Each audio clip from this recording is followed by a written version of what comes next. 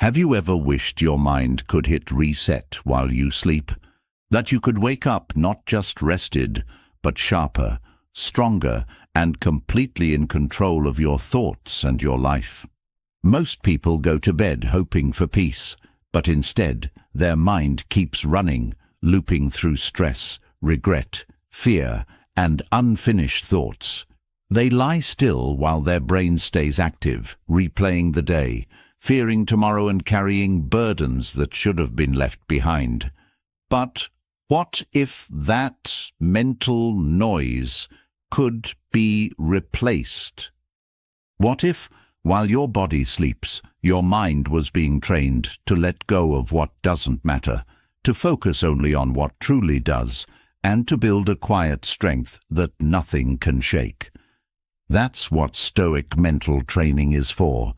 This isn't just philosophy. This is a practice of rewiring how you think, how you respond, how you see yourself and the world. You're about to immerse your subconscious in 4 hours of pure Stoic wisdom, lessons that taught warriors how to stay calm in battle, taught emperors how to rule with clarity, and taught thinkers how to face life and death without fear. These are not empty words. These are mental tools. Tools for letting go, for focusing, for staying grounded no matter what life throws at you. While the world sleeps, you're not just resting. You're rebuilding, training your mind to be stronger, clearer, and more resilient. You're not escaping the day. You're preparing for the next one with power and purpose. By the time you wake up, you won't just feel better. You'll be better. Because you took the time, even in sleep, to train the most powerful part of yourself, your mind. Let the reset begin. Have you ever noticed that the harder you try to control every detail of your life, the more chaotic and unmanageable it becomes? It's ironic, isn't it? We spend our days rushing from one task to another, trying to tighten every screw and keep everything perfectly in place. But the real secret? It's to let go. That's right. Relaxation is the key. It may sound contradictory, but that's the hidden doorway to true manifestation. What you desire doesn't arrive through struggle and stress. It comes when you learn to simply be, calm, peaceful, and centered like a serene lake. In today's video, I'm going to show you how Stoic philosophy makes it abundantly clear. True strength is found in serenity. I'll be revealing 10 powerful lessons that will teach you how to manifest anything you desire by cultivating a calm and tranquil mind. And trust me, you don't want to miss the final lesson. It holds the secret that can leave you speechless. It's especially important in today's chaotic, disorganized world, where no matter how hard we try, there never seems to be enough time or breath left to carry the weight of each day. So why not try something different for once? Just breathe. Let go of the chaos and allow life to unfold naturally. Have you ever noticed how the life of a constantly stressed person never seems to go in the right direction? Probably not. But if you really pay attention to what comes next, you'll begin to see how effortlessly things start aligning. You'll begin to attract what you've longed for without forcing it. The first step is to relax, because what you're seeking is already making its way to you. You're exactly where you need to be. But before diving into the first lesson, I want to share a story with you. A story that will help illuminate the wisdom in what we're about to explore. In a peaceful valley surrounded by soft hills, there lived a young girl named Luna. She was known throughout her village for her uncanny ability to attract the things she desired. But her gift wasn't born out of luck. It came from something far deeper. Luna possessed an unwavering belief in the power of her own mind and emotions. Her grandmother had taught her that thoughts and feelings were like seeds planted in the soil of the mind. If nurtured, they would grow into reality. What you think and what you feel is what you attract, her grandmother would remind her, especially during their time tending the family garden. One day, Luna decided she wanted to transform the barren land surrounding her home into a vibrant, thriving garden. She had no tools, no resources, and no help, but none of that mattered. She sat down on the dry earth, closed her eyes, and began to visualize a lush garden. She imagined bright flowers covering the ground, juicy fruits hanging from trees, and a gentle stream whispering through the landscape. Every day, Luna took time to return to this mental picture. She saw it. She felt it. She could even smell the scent of the flowers, as if they were already there. Though the ground remained dry and lifeless, her faith never wavered. She began to plant small seeds by herself, fully aware that nature takes time to respond, but trusting in the vibration she had set in motion. At first, her neighbors watched with skepticism. "How can she expect anything to grow in such soil?" they whispered. But Luna didn't let their doubts disturb her. She stayed committed to her vision. Then, something incredible happened. Tiny green shoots began to emerge from the earth, and a long dry stream near her home slowly started to flow again. The villagers were stunned, but Luna wasn't. She knew that all of it was the result of her focused intention and unshakable belief in the power of manifestation. One morning, Luna's garden was in full bloom. The flowers glistened with vibrant color, the air was fragrant with sweet aromas, and the trees overflowed with fruit. The stream flowed strong and clear. Her neighbors came to marvel at the transformation and asked how she had managed such a feat. With a smile, Luna told them, "The power of attraction isn't magic. It's believing with your whole heart that what you desire is already yours. You must feel it, see it, and then let the universe do the rest. If you plant the right seeds in your mind and heart, the garden of your dreams will always blossom." From that day on, Luna's story became legend. The little valley was never the same again, because the people began to understand that they too carried within themselves the power to shape their reality. The message of Luna's story is simple but profound. Our thoughts, emotions, and aligned actions are the forces that breathe life into our deepest desires. Now, before we explore the first principle, if you find value in this kind of content, consider subscribing and turning on notifications so you don't miss any updates. Let's begin. Have you ever felt like your mind was a runaway carousel, spinning wildly while you desperately search for just a moment of peace? If so, welcome to the human experience. Most of us, caught in the frantic pace of modern life, have forgotten what it means to simply pause and take a breath. But here's the key. That brief moment of stillness is where the magic of manifestation begins. Strange as it may sound, the more desperately we chase what we want, the more elusive it becomes. When we talk about mental calm, we're not just referring to the light peace you feel after a yoga class or meditation session, though those are great starts. What we're really pointing to is a deeper state of presence, a near Stoic stillness where the waves of thought and worry settle and the mind gains clarity.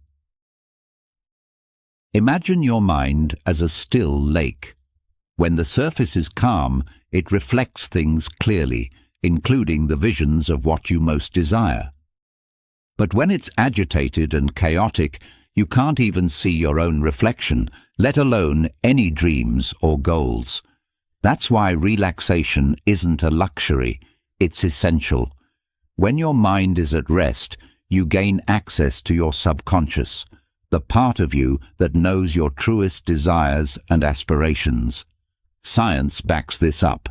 When we relax, our bodies release endorphins and other chemicals that enhance mental clarity, focus, and creative insight.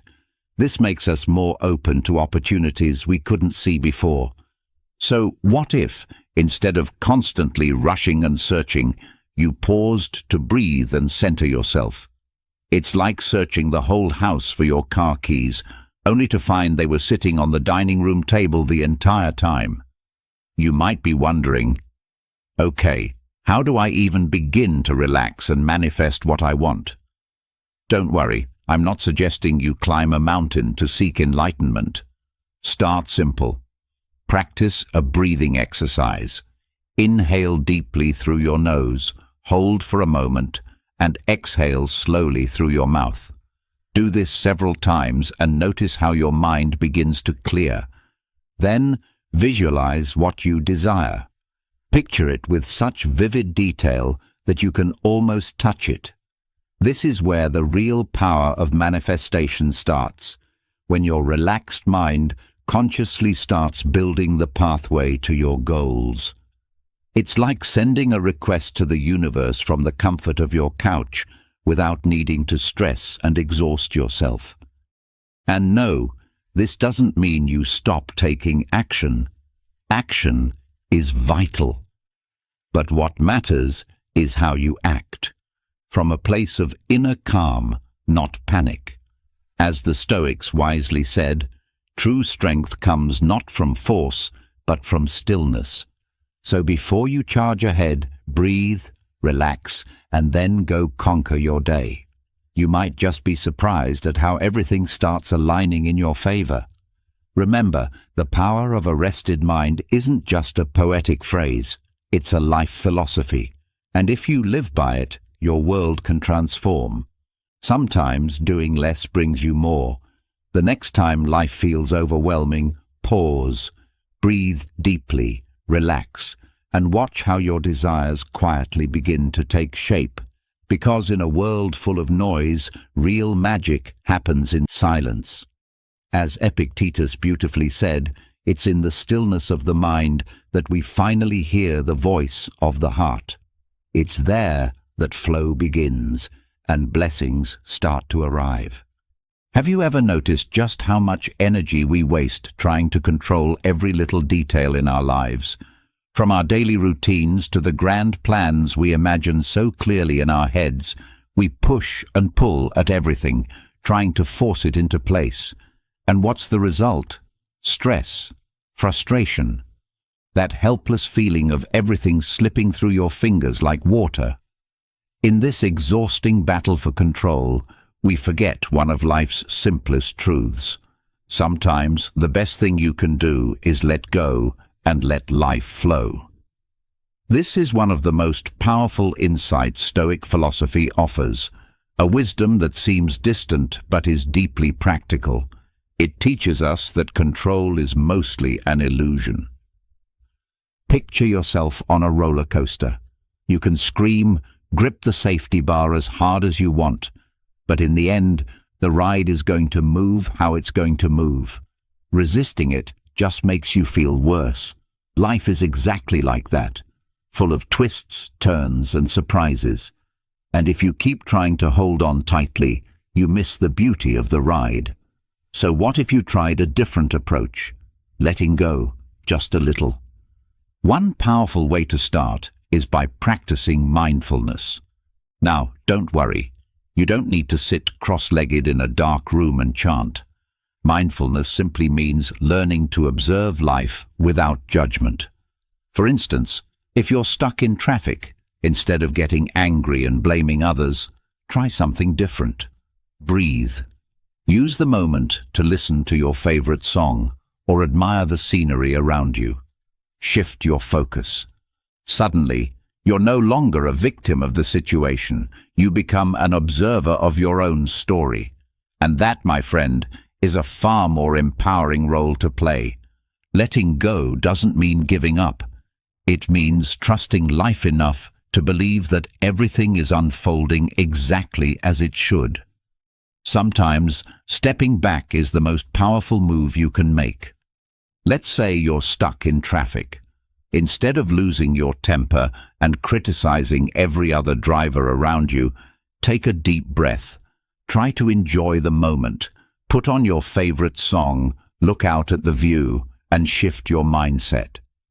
In doing this, instead of falling into frustration, you become more of an observer of your own experience, and that's a much lighter, more freeing way to live. This mindset shift, this act of letting go, can also work wonders in your relationships.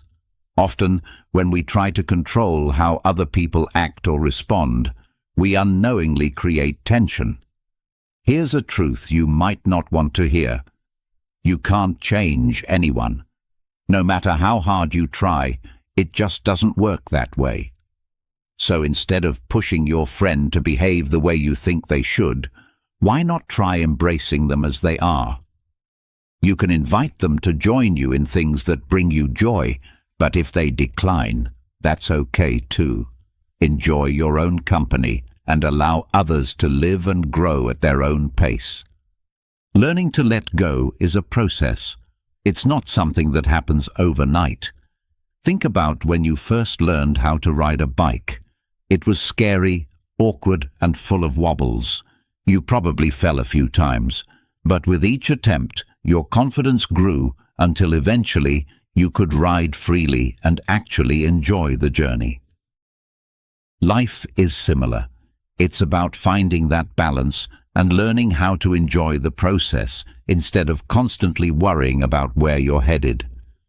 When you stop resisting and release the need to micromanage every detail, you create room for peace, growth, and clarity to step in. So, the next time you feel boxed in or overwhelmed, remind yourself to let go. Breathe. Let life move through you instead of trying to grip every moment so tightly. Like the old Stoic saying reminds us, life is a river. Sometimes your best move is to float with the current and enjoy the rhythm. Are you ready to start letting go? Because life is waiting, and it just might surprise you with something beautiful. Have you ever taken a moment to consider the link between gratitude and getting what you want? It might sound like a cliché pulled from a self-help book you'd read on a quiet Sunday morning, but in reality, gratitude and manifestation are like best friends. When they walk hand in hand, they can completely shift your life. Picture this. You're at a party. If you show up with a warm, grateful energy, you're naturally going to attract good conversations and connections. But if you arrive moody and full of complaints, you're likely to end up sulking alone with your plate while everyone else is on the dance floor. So, why not flip the script and start manifesting from a mindset rooted in appreciation? The bond between gratitude and manifestation is as clear and refreshing as spring water. When you recognize and value what you already have, whether it's your morning coffee or that one song that instantly lifts your mood, you open yourself to receiving even more. It's like the universe notices, this one knows how to enjoy life. Let's send more their way. So the next time you find yourself caught in thoughts of scarcity or dissatisfaction, try making a list of everything that currently brings you joy. You'll probably be surprised by how abundant your life already is. Let's get real for a moment about what it means to manifest. No, we're not talking about visualizing your ex knocking at your door with a bouquet of roses, though, hey, to each their own. True manifestation is about intentionally creating a life that mirrors your deepest, most honest desires. It's like painting a masterpiece.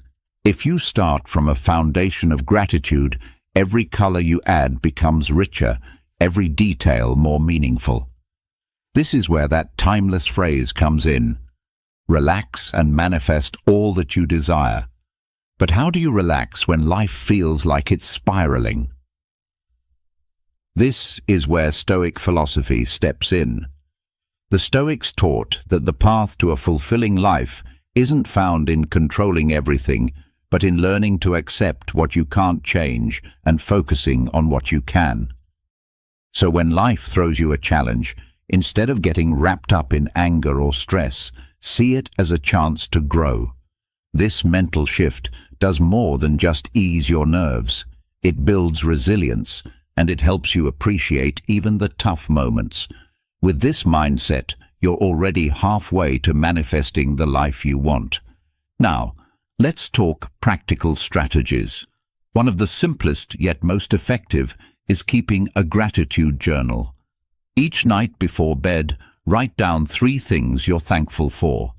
This small act can transform your perspective, helping your mind tune into the positive and opening space for more blessings to flow your way. Another strategy: meditation. You don't need to be a yoga master or chant in Sanskrit. Just sit quietly, let your thoughts float by, and allow yourself to rest. This silence creates the mental space needed to clearly see your desires and align with them. Surrounding yourself with people who also live with gratitude can elevate you too. Positivity is contagious, and when you share your energy with like-minded souls, it fuels your focus and keeps you grounded in your goals. Manifesting from a place of thankfulness isn't just possible, it's powerful. The link between appreciating what you have and attracting what you want is stronger than you think. When you adopt this mindset, you naturally become a magnet for blessings, opportunities, and joy. So the next time life feels like it's holding out on you, turn inward. Look at what's already within and around you.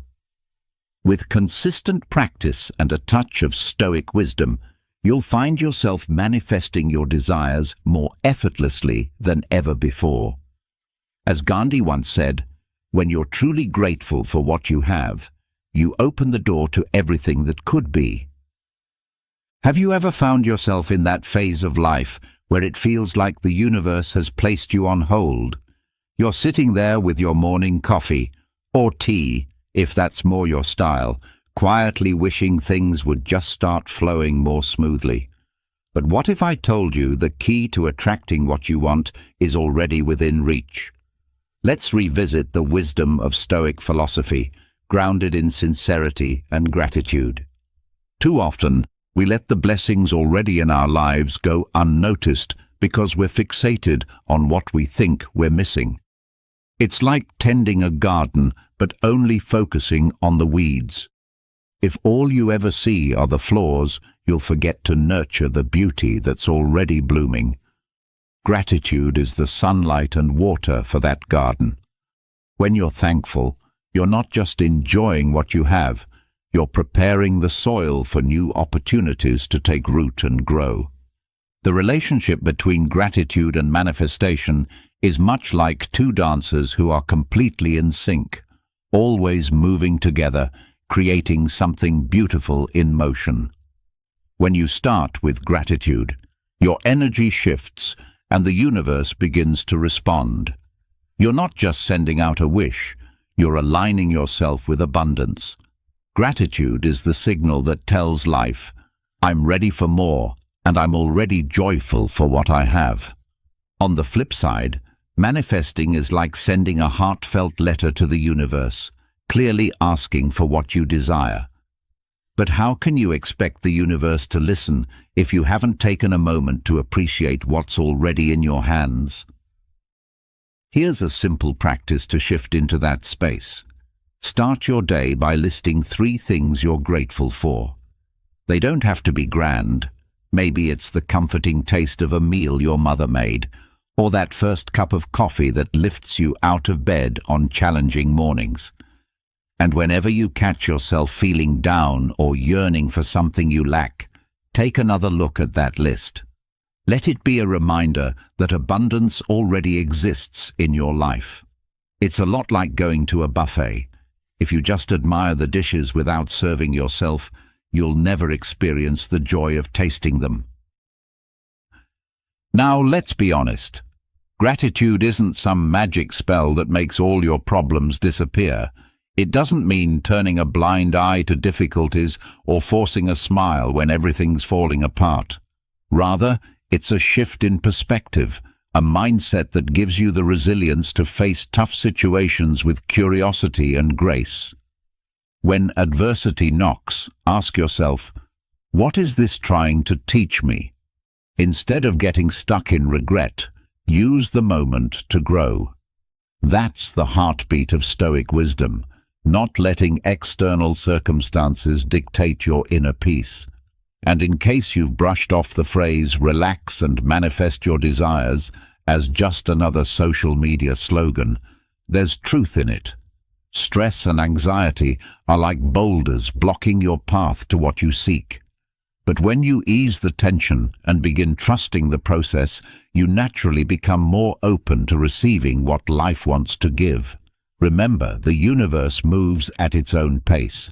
Sometimes what you've been waiting for shows up when you least expect it. Gratitude acts as a bridge, linking what you already hold with what you're hoping to create. Don't underestimate the quiet power of a grateful heart. It's like holding a lantern in the dark, gently illuminating the road to your dreams. So, take a breath, feel the gratitude, and watch how life starts unfolding its magic. Every step toward thankfulness brings you closer to a richer, more fulfilled life. As Nelson Mandela wisely put it, "He who is grateful for little will soon see that he is given much more." Now let's reflect on something equally powerful, the practice of mindfulness in abundance. Have you ever truly thought about how potent your attention is? Your ability to focus, to be fully present, to not get swept away by the whirlwind of thoughts that crowd your mind. This is a real superpower in today's fast-paced world. It might sound like a self-help cliché, but stay with me. This superpower can become the foundation of your ability to manifest the abundance you deeply crave. The Stoics, with their emphasis on discipline and mental clarity, give us the perfect starting point. Who needs magic when you have the strength to steer your own thoughts? Once you train yourself to be conscious of your mental and emotional patterns, you'll start to notice more opportunities around you. Picture yourself not as someone tossed around by life's waves, but as a captain skillfully navigating your own ship. Tempting, isn't it? So how do you reach that calm and focused state where manifestation thrives? Here's a gentle method. Mindfulness meditation. Think of your mind as a cluttered room. To make space, all you need to do is crack open a window and let in fresh air. Start by finding a peaceful corner, not a fancy retreat, just somewhere you won't be disturbed. Sit down, rest your hands on your knees, close your eyes, and take a deep breath in through your nose. Hold it for a moment, then slowly exhale through your mouth. Do this a few times. Each breath becomes a quiet release, lifting the weight of your worries. As your breathing finds a rhythm, begin to visualize your goals. Imagine them vividly, down to the smallest details, and feel the joy of already having them. Let your imagination roam freely. If your mind wanders off, perhaps urging you to check your phone, gently guide it back to your breath. Mindfulness is a practice. It doesn't demand that you erase all thoughts. It simply asks you to be aware of where your attention goes. After a few minutes, start with 5 and extend as you feel ready. Open your eyes. Sit with the feeling. Embrace the calm that has settled in. This ritual doesn't just soothe your nerves. It primes you to see and welcome opportunities that might have slipped by unnoticed before. It's like tidying up your mental space so you can finally spot all the possibilities waiting to enter. So why not begin today? Allow yourself to slow down and let abundance come to you. This isn't just about wishing, it's about preparing your inner world to receive. Because if you're always sprinting through life, how will you notice when the golden moment arrives? Here's something to consider. Abundance isn't a finish line, it's a journey, one that begins with awareness. Take a breath and let that settle in. Now, let's talk about sleep. Yes, the underrated powerhouse of manifestation. Have you noticed how, just before falling into deep sleep, your mind becomes a playground for brilliant ideas? That semi-dream state, where you're neither fully awake nor entirely asleep, is like sacred ground, a space where possibilities stretch wide open. But here's the thing. You need to be able to relax to access that space.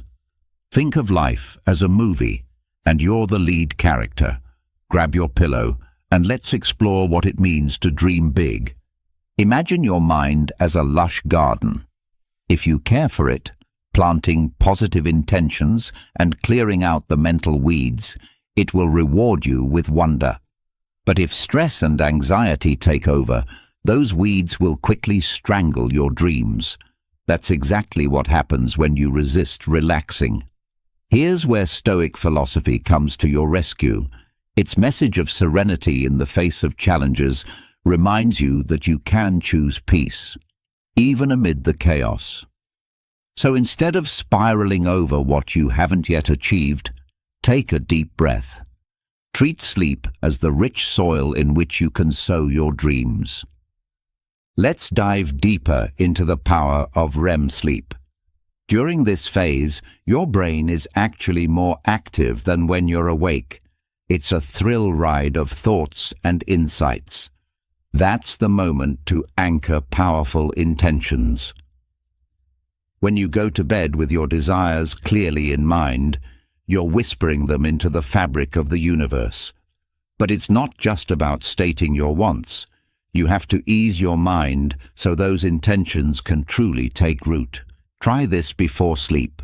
Meditate or simply breathe deeply.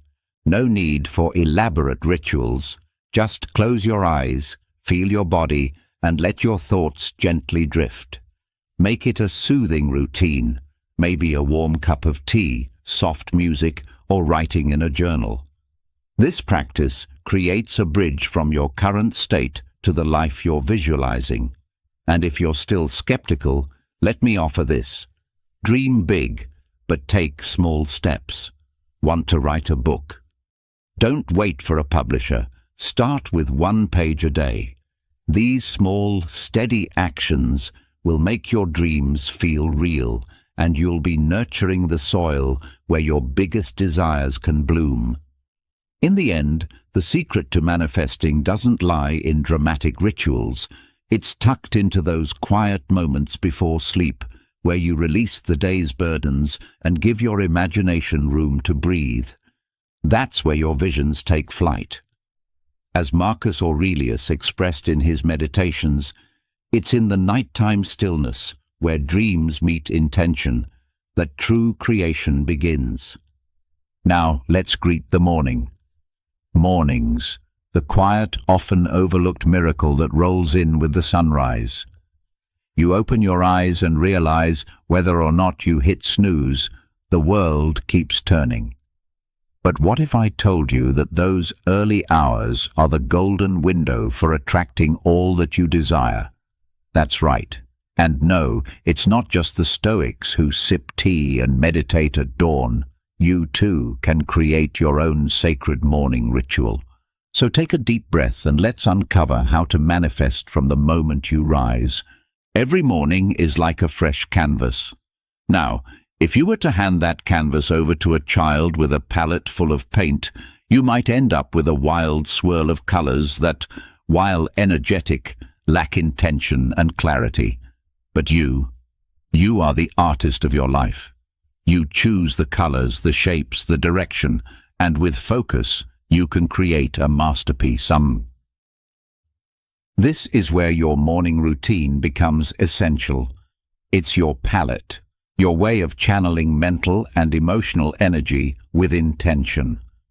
The concept is simple. Begin your day with actions that calm your body and focus your mind. That doesn't mean you have to leap out of bed at 5 a.m. and do yoga on a mountain peak. No, thank you. It can be as unassuming as taking a few deep breaths or quietly sipping your morning coffee while gazing out of the window. What matters isn't how extravagant the ritual is, it's the intention behind it. When you take this time, you send a powerful message to your mind and the universe. I am open, I am ready, and I am aligned with what I seek. Let's get into some practical approaches. First, there's visualization. Close your eyes and bring into your mind a vivid image of what you want to achieve. Focus on the details, the colors, the sounds, even the sensations. Like a Stoic reflecting deeply on life, you project this vision inward.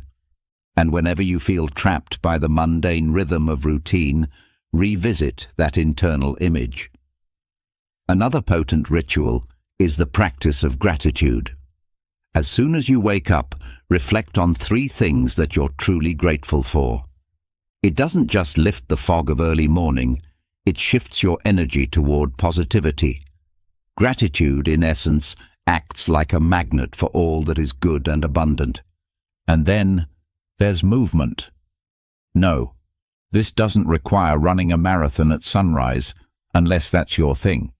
It can be as light as a short stroll, a gentle stretch, or an impromptu dance in your living room. Physical movement releases endorphins, clears mental clutter, and energizes your body. It's a win on all fronts. Every single morning is another shot at starting fresh. And when you begin your day with calm, focused intention, you'll notice the universe slowly rearranging itself to meet you halfway. So tomorrow morning, instead of stumbling like a half-asleep zombie toward your coffee, consider building your own ritual.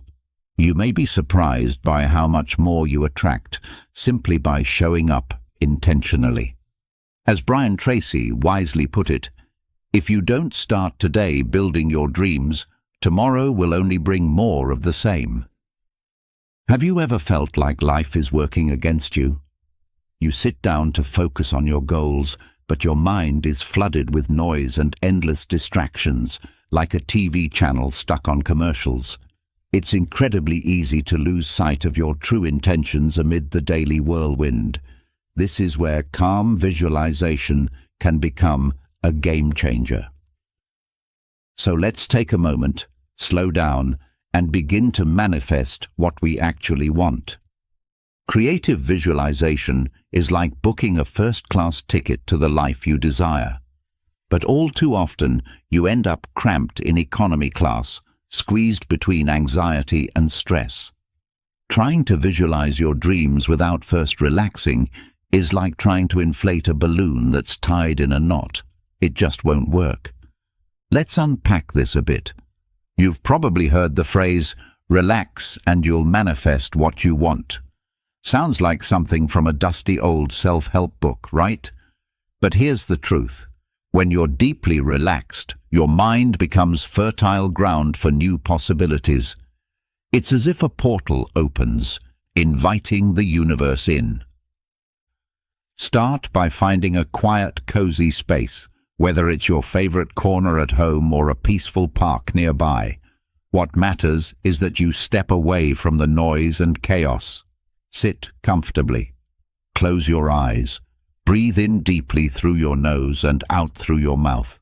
Do this until your mind begins to settle, like a turbulent sea returning to stillness. Once you're in that state of calm, start visualizing your goal. Picture it like a movie playing out in front of you, but you're the star. What are you doing? Who are you with? How do you feel? The more detail you bring in, the more effective your visualization becomes. You're painting your future with your imagination, and the brush is in your hands. Don't rush or get discouraged if you don't see results overnight. Stoic philosophy reminds us that while some things are within our control, others are not. Visualization isn't a magic wand. It doesn't make dreams appear instantly. But when combined with steady action, it becomes a powerful guiding force. If the results take time, be patient. Remember, even the finest dishes require time and care to prepare. So, are you willing to give this relaxed visualization method a try?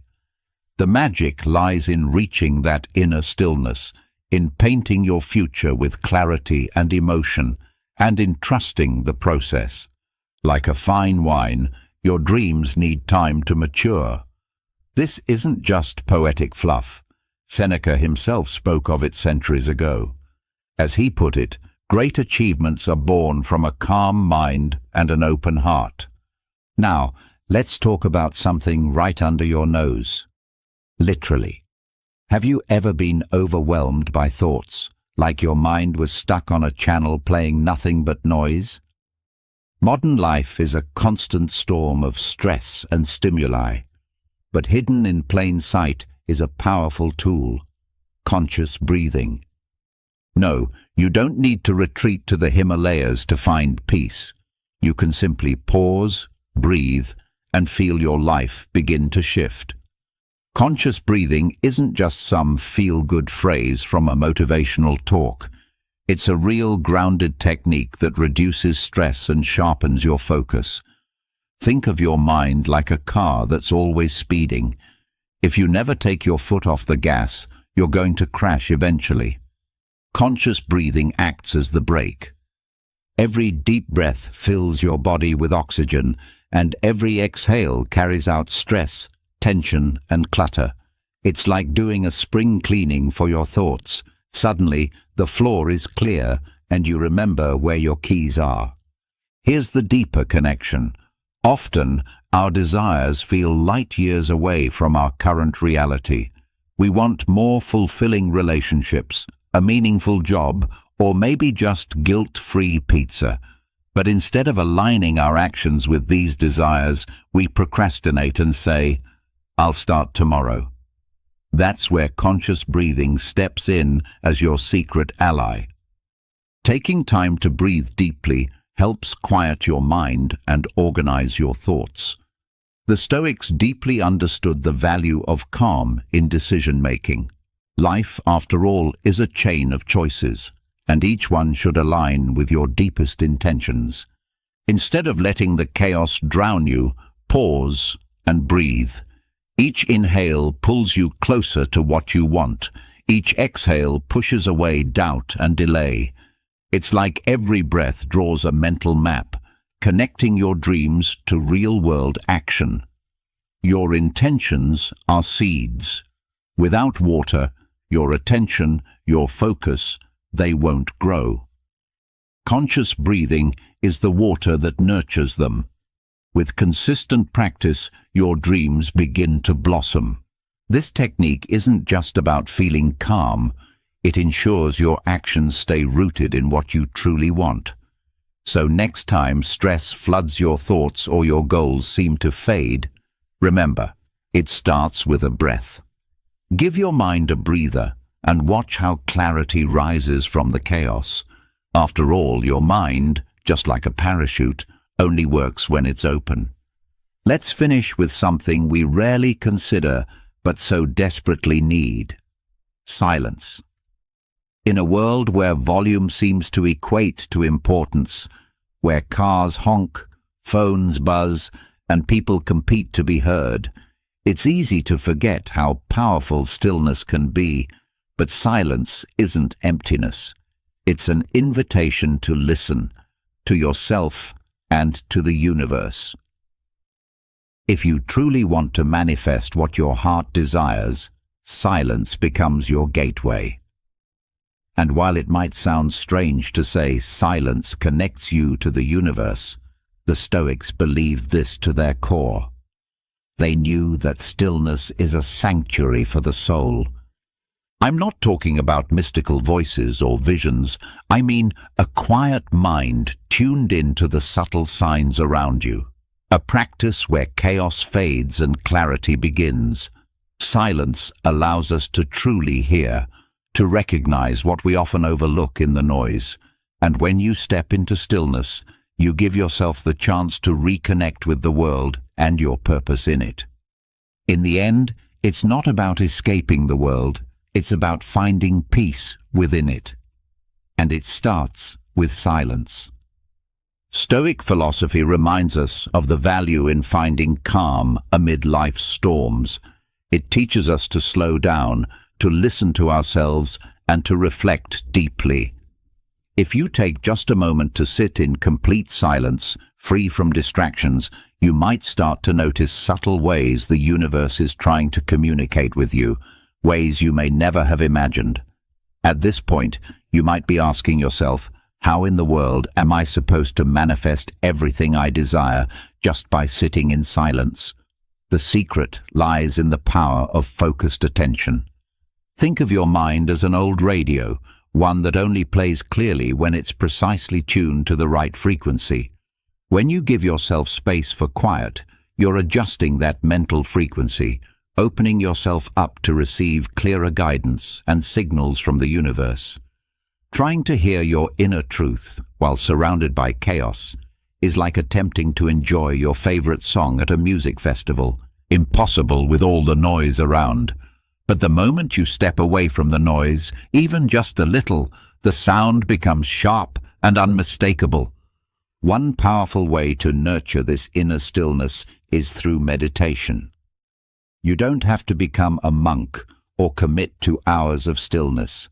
Just 5 minutes a day, sitting quietly, closing your eyes and focusing on your breath. Inhale, exhale, repeat, can melt the outside noise and bring you back to center. You'll be amazed at the clarity that arises in such short moments of intentional peace. Another beautiful gateway to silence is nature. Natural surroundings have an unmatched ability to quiet the mind. A walk through a field or simply sitting quietly in a park can offer a perfect space for reflection. Let the birdsong, the rustle of leaves, and the gentle whispers of the wind guide you inward. Nature connects us to something greater, something ancient and wise, if we simply pause long enough to appreciate it. Writing is another powerful tool for accessing this state of awareness. Keeping a journal can serve as a sacred space for emptying your thoughts without judgment. On paper, your desires and reflections have room to breathe. The act of writing becomes a way to speak with the universe, to clarify your thoughts, and to uncover deeper truths about yourself. It is freeing to give your inner voice a place to be heard. So, breathe. Yes, you heard that right. Let go of the pressure to control everything all the time. Life might often feel like a race, but it doesn't have to be. Allow yourself to simply exist. In doing so, you'll begin to notice how things quietly fall into place. The next time you feel overwhelmed by the endless noise of the world, remember, silence is not merely the absence of sound. It's a chance to reconnect with your essence and with the wisdom of the universe. In this noisy, fast-paced world, moments of quiet can become your most powerful tool for manifestation. So, take a deep breath, turn down the volume of your inner chatter, and just listen, because the universe is whispering.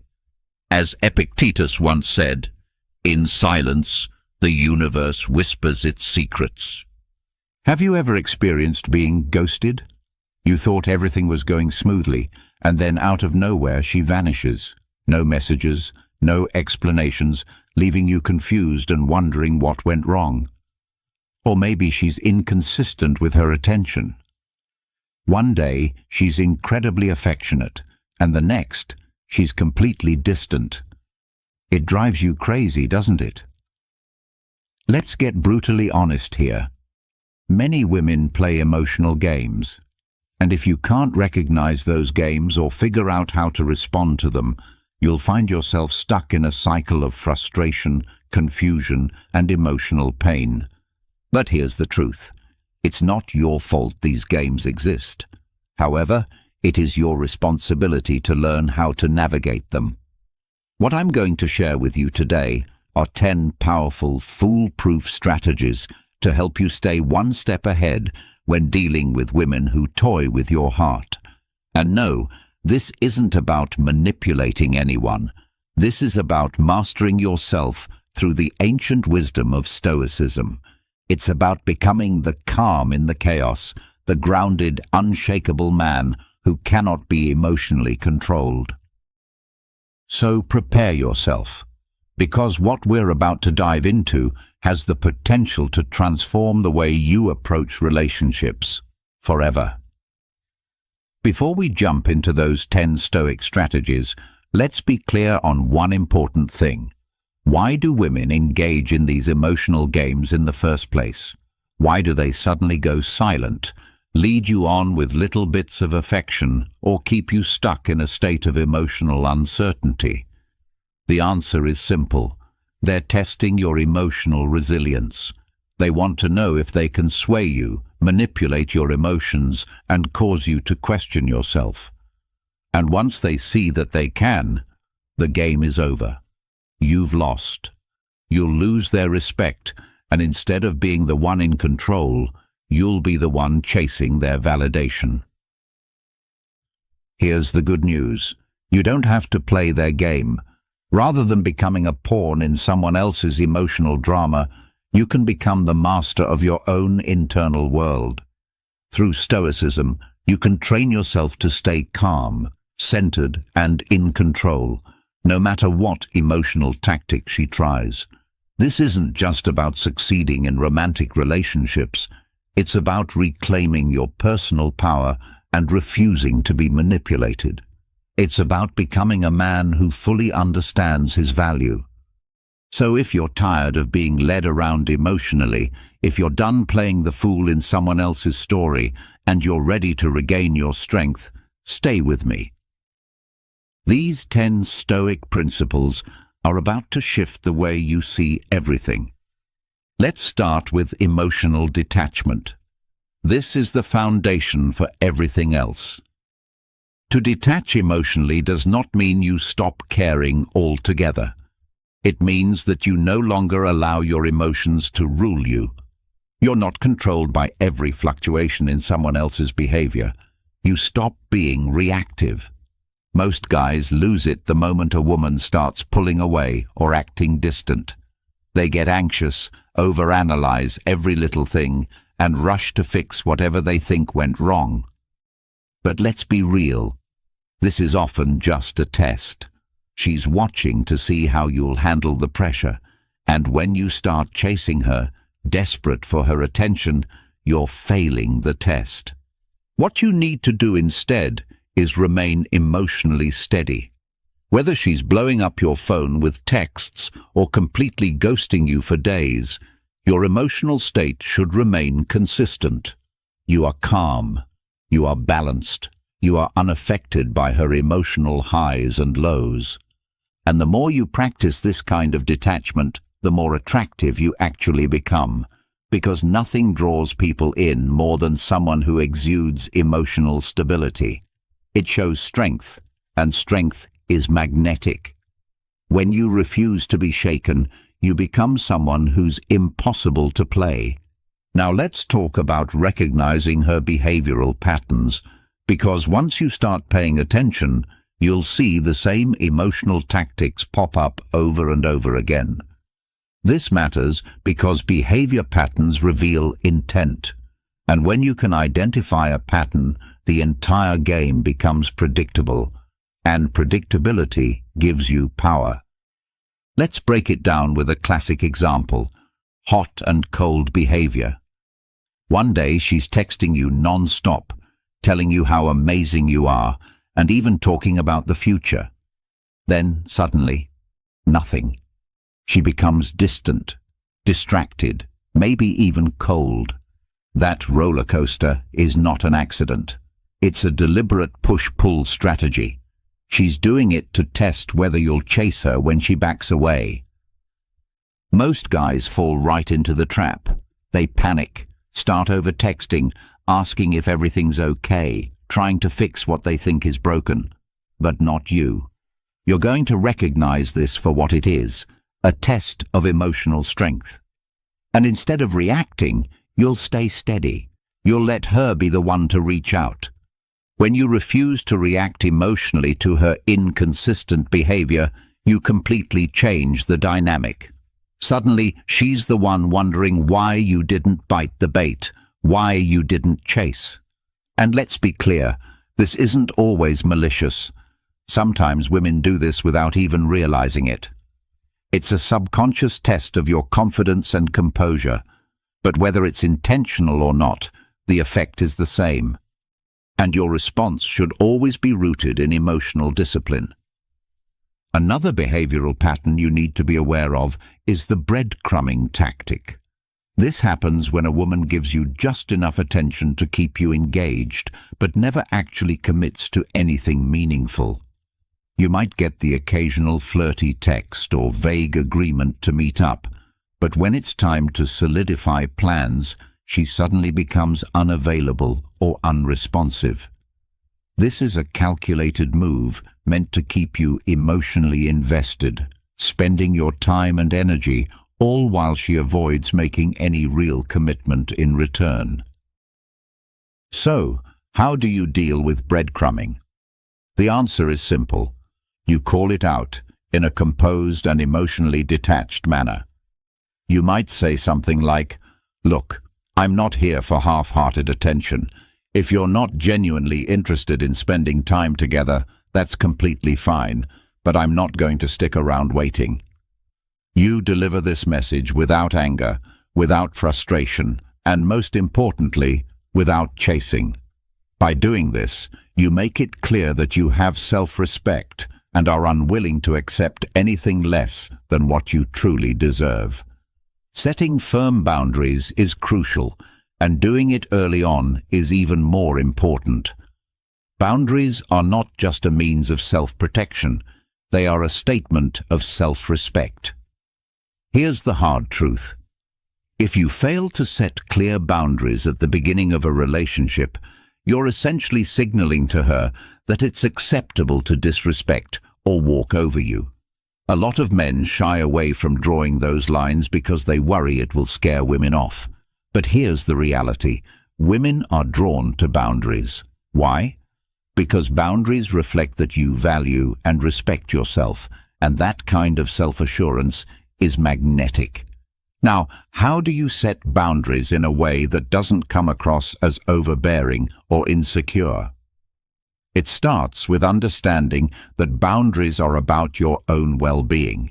It's not about telling her what she can or cannot do. It's about expressing what you need in order to feel respected and emotionally safe. For example, if she frequently cancels plans at the last minute or ghosts you with no explanation, don't ignore it or pretend it doesn't bother you. Instead, bring it up in a calm and straightforward way. You might say, "I've noticed you've been cancelling plans a lot lately. I really value consistency. If you're not interested in making this work, that's okay, but I'm not comfortable with this back and forth." This isn't an accusation or an attack. It's a mature and clear communication of your expectations. And here's where it becomes powerful. When you set boundaries from a place of genuine self-respect, you create a scenario where she either adjusts and starts respecting you, or she walks away. Either outcome is a win for you because you've preserved your emotional integrity and avoided being dragged into a disrespectful dynamic. Let's look at a common scenario where boundaries are absolutely necessary. Say you're seeing a woman who likes to flirt with other guys in front of you. She may be doing it to provoke jealousy or to test how much you care. Most guys either explode in anger or sit there fuming in silence. But that's not you. You remain composed, and when the moment is right, You calmly take her aside and say something like, "Look, I'm not into these kinds of games. If you're interested in other guys, that's totally your choice. But I'm not going to be part of that." You're not reacting emotionally. You're not starting a scene. You're simply communicating a boundary and making it clear that if it's not respected, you're ready to walk away. When it comes to mind games, nothing makes a stronger impact than staying calm under pressure. Many women will test a man's composure to see if they can provoke a reaction. They might talk about their ex, flirt with someone else in front of you, or make passive-aggressive comments, all designed to push your buttons. Most men fall for it and react exactly how she expects, with jealousy, anger, or insecurity. But you're going to take the Stoic approach. When she tries to test you emotionally, you stay calm, collected, and completely unfazed. Why does this approach work? Because when you don't react, it takes away her power in the situation. She expects a reaction, a blow-up, a jealous remark, a defensive argument. But when you remain unshaken, the dynamic shifts. You're sending a message that she doesn't have control over your emotions. Here's an example. Let's say during a conversation, she casually mentions her ex. "My ex used to take me to this amazing restaurant." Or, "I had the best summer with my ex." She's trying to trigger insecurity or jealousy. Most guys would respond with something like, "I don't want to hear about your ex," or, "Why are you still talking about him?" But not you. You keep your cool and respond with something like, "That's cool. I'm sure he was a great guy." You're not giving her the emotional reaction she's fishing for, and that unpredictability throws her off. Now picture another situation. She's flirting with another man in a group setting. Most guys would try to compete for attention or lash out at her for being disrespectful. But the Stoic response is different. You stay composed, even if it stings a bit inside. You don't try to one-up the other guy, and you don't confront her in a reactive way. You just observe. If she's doing this to get your attention, your indifference will confuse her. She'll start wondering why it's not affecting you, and that's when the power dynamic begins to shift in your favor. The core principle is simple. Never allow your emotions to dictate your behavior. When you maintain your calm under pressure, you demonstrate that you are grounded, self-controlled, and not easily rattled. And that kind of inner strength is extremely attractive. One of the biggest mistakes guys make in relationships is losing focus on their long-term goals. They get caught up in the moment, constantly chasing short-term validation. Whether it's the thrill of her attention, the temporary fix of resolving an argument, or the emotional high of her affection. But Stoicism teaches us to look beyond the immediate and keep our eyes on the bigger picture. Many men lose their sense of direction in relationships because they get caught up in seeking instant gratification. They chase after the emotional high of her attention, the comfort of her affection, or the quick relief of resolving conflict. But the principles of Stoicism teach us to focus on the long term. When you commit to your long-term aspirations, you naturally stop fixating on the daily emotional roller coaster that relationships can sometimes bring. Think of it like this.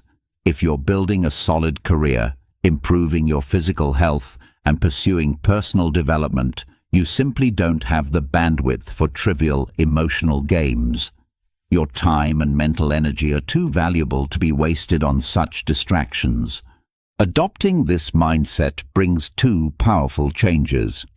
First, you become less reactive because you're not relying solely on her attention for emotional fulfillment. Second, you instantly become more appealing because there's nothing more magnetic than a man who's chasing purpose. Imagine you're dating a woman and things are progressing smoothly.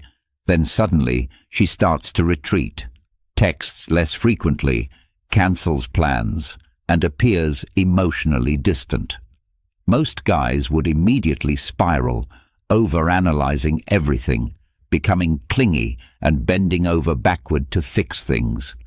They become overly available and lose their self-respect in the process. But a man who's focused on his long-term goals doesn't panic. He stays grounded because he understands that his worth isn't defined by whether or not she's showing him affection. He's busy constructing his future, evolving and staying aligned with his personal mission. If she chooses to be part of that journey, that's great. But if not, he doesn't lose sleep over it. When you prioritize your long-term vision, you grow more emotionally self-sufficient. You no longer need her approval to feel confident or worthy, because that validation comes from your achievements, your discipline, and your continual growth. And here's the twist. When she notices that you're not chasing after her or getting wrapped up in emotional tug-of-war, her interest often intensifies. Why? Because you're not like the other guys waiting by the phone. You're the one building something bigger than drama. You're the man whose time is too valuable for emotional games. Another major pitfall many men fall into is emotional retaliation. It's a common trap. She might do something that stings, flirt with another guy, ignore your texts, or act hot and cold. Your gut reaction might be to get even. Maybe you start flirting with someone else to get back at her, or you suddenly pull away to make her chase you. Let's be clear, this never works. The moment you start reacting emotionally, you've already lost the upper hand. Why? Because she's now in control. You've allowed her actions to dictate yours, and that hands her all the power. A man rooted in Stoicism doesn't retaliate emotionally because he knows that emotional reactivity is a weakness. Instead, he chooses to respond with quiet detachment.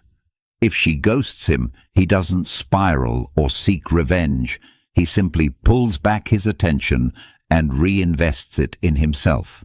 If she tries to make him jealous, he doesn't fall into the trap. He stays composed and carries on with his life. Picture this. You're at a social gathering with a woman you've been seeing, and she starts openly flirting with another guy. Most men would react in one of two ways. They'd either confront her in a heated moment or try to outdo her by flirting with someone else.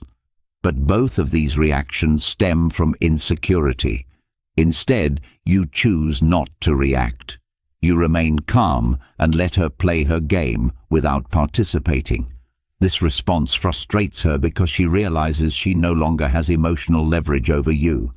By refusing to retaliate emotionally, you maintain full control of the situation. You're sending a powerful signal: I won't be manipulated. And the beauty of this approach is that the game loses its power. She'll either stop playing or realize you're someone who can't be easily controlled. Either way, you come out on top. Now let's talk about communication. It's the foundation of any strong relationship, yet many people struggle with it. They either dodge difficult conversations entirely or approach them with so much emotion that it leads to fights, misunderstandings, and unnecessary chaos. But a Stoic man knows how to express himself clearly and assertively without allowing his emotions to cloud his message. The key is to communicate your boundaries and expectations calmly. When you're dealing with a woman who's playing games or acting inconsistently, you don't need to raise your voice or create drama. You simply express your thoughts with poise and clarity. For example, if she's been distant or unpredictable, most guys either explode or try to suppress their feelings until they eventually blow up. But you approach the situation differently. You say something like, "Hey, I've noticed you've been acting a bit differently lately.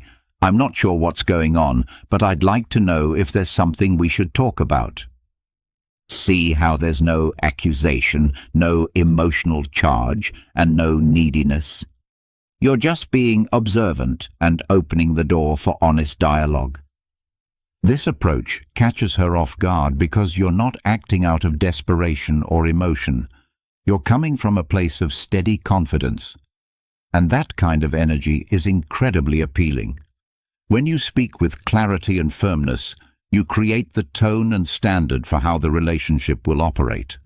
You show her that you're not the kind of man who avoids confrontation or lets problems simmer beneath the surface.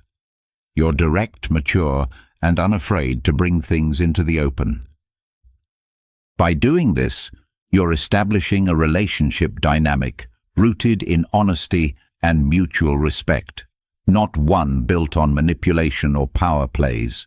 You're letting her know that mind games have no place here, and that communication is something you take seriously. That kind of presence not only calms the storm, but prevents future drama from ever starting. At the core of it all, you have to put your own well-being first. This isn't just a motivational catchphrase, it's a fundamental truth. The most important relationship you'll ever have isn't with her or anyone else. It's the one you have with yourself. And yet, so many men forget this when they get tangled up in emotional mind games or manipulative behavior. If you're constantly feeling stressed, uneasy, or like you're tiptoeing around someone else's moods, then something's wrong. It's a clear sign that you're allowing things into your life that don't belong there. No relationship, no matter how attractive, exciting, or passionate, is worth giving up your peace of mind, your sense of self, or your mental health. The moment you sacrifice your own needs and emotional stability to keep someone else happy, you've already handed over your power. This isn't about being selfish or dismissing the feelings of others. It's about finding the balance where your well-being isn't constantly being undermined. Ironically, when you prioritize your own health, growth, and emotional grounding, you become far more appealing to women. They gravitate toward men who know their worth, who don't waver when things get unstable, and who maintain a strong internal compass. This doesn't just apply to romantic connections, it spills into every corner of your life. Whether it's your career, your friendships, or your family, the standard remains: protect your peace. Picture this. You're dating a woman who keeps sending you mixed signals. One moment she's affectionate, and the next she's cold and distant. Naturally, you start to question everything, wondering what you might have done wrong, possibly even adjusting your own behavior to match her ever-changing mood. That's the trap. Before long, you're no longer living in your own lane. You're walking on emotional eggshells. And that's when you need to stop and ask yourself, what is this doing to my mental state? If the answer is anything short of positive, it's time to step back. Pull your energy away. Recenter yourself. Do things that lift you up. Hit the gym. Focus on that project you've been passionate about. Spend time with people who genuinely support you. You owe yourself that much. Protecting your mental space isn't optional. It's essential. And here's the twist. The moment you remove her from the center of your universe and refocus on yourself, everything changes. One of two things will happen. She'll either realize you're not someone she can push around and start respecting you more, or she'll disappear entirely because she no longer has control over you. In both scenarios, you come out on top. Either you've distanced yourself from someone who wasn't bringing value to your life, or you've taken back the reins and re-established the power dynamic on your terms. Men today are constantly bombarded with the idea that they have to put a woman's emotional needs ahead of their own, like being a good man means being a doormat. That's false. Looking after your emotional, mental, and physical health isn't selfish. It's survival, and not just survival, it's magnetic. When you demonstrate that your inner peace is sacred and untouchable, you immediately earn more respect and desire. So the next time you feel like someone's behavior is threatening your peace, ask yourself this: is this truly worth the cost to my well-being? If the answer is no, then it's time to recalibrate. Reclaim your energy and pour it into what really counts: yourself. Let me tell you something most men don't want to hear.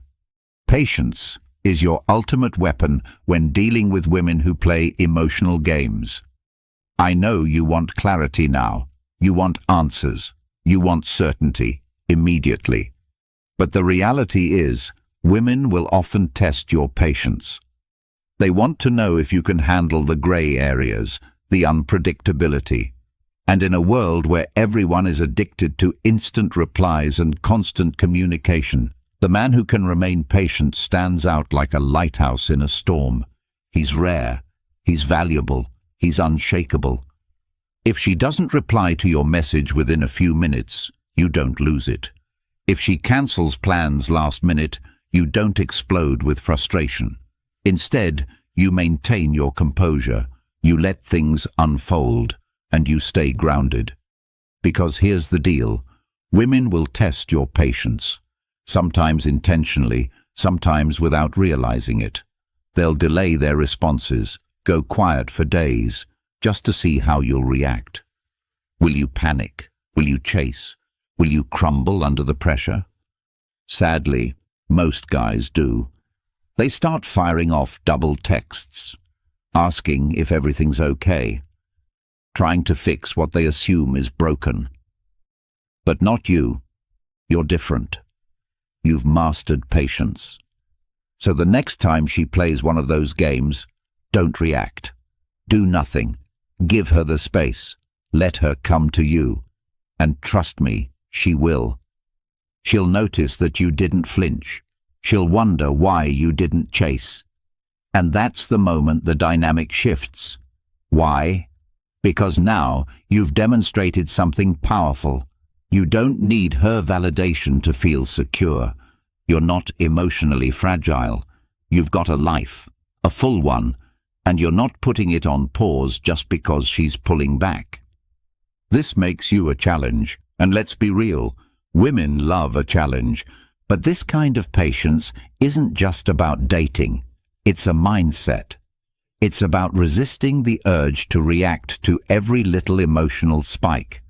It's about delaying gratification, about recognizing that the best things in life, whether it's in love, success, or self-mastery, don't come instantly. They take time. When you adopt this level of patience, you rise above the drama. You stop chasing things that don't benefit you in the long term. You stop reacting impulsively to every small emotional shift. You break free from the constant emotional turbulence that traps so many men. A Stoic man understands that the best things in life require time. He's not rushing. He's not acting out of desperation. He's committed to the long-term vision. And in the end, the long game always wins. While other men are out there scrambling for attention and craving instant approval, you remain composed, allowing life to unfold while staying sharply focused on your personal goals. But understand this: patience doesn't mean waiting around endlessly without action. It means having the discipline to wait for the right opportunity before making your move. Whether it's in love, career, or personal development, patience equips you to act strategically and with intention, moves that create lasting success, not just momentary satisfaction. Now let's talk about one of the most powerful choices you can make: knowing when to walk away. This is where the real strength lies. There's a saying, the most powerful position you can have is the ability to walk away and truly mean it. If you take away just one thing from this entire message, let it be this: mastering the ability to walk away is your greatest power move. It's the final card, the ultimate show of strength, and most men are too scared to use it. But the moment you do, everything changes. Here's the reality. Not every woman deserves your time, your energy, or your emotional investment. If she's constantly playing games, keeping you on the hook, disrespecting your time, or treating you like a second option, you need to be ready to walk away. Not out of spite, not with loud arguments or emotional outbursts, but with steady, quiet confidence. When you choose to walk away, you're sending a clear message. I don't need your approval to validate my worth. You're showing that you have choices, that your self-respect matters more than someone else's inconsistent affection. And here's the unexpected truth. Many times, the moment you walk away, she'll start chasing you. Why? Because walking away is the strongest form of self-respect, and women are naturally drawn to men who value themselves. But let's not get it twisted. Walking away should never be used as a manipulative trick to get her attention. It's not a game, it's a declaration. It's saying, I'm done with the back and forth. If you're serious about being a part of my life, that's great. But if not, I'm completely fine moving on without you. If she's constantly cancelling plans, texting other guys, or treating you with disregard, you respond calmly and directly. You let her know, I'm not interested in being part of this cycle. If you're serious, let me know. If not, I'm out. No yelling, no bitterness, no drama, just cool, unwavering self-respect. And then you walk. You don't check up on her social media. You don't send follow-up texts. You shift your focus back to yourself, to your goals, and to your peace of mind.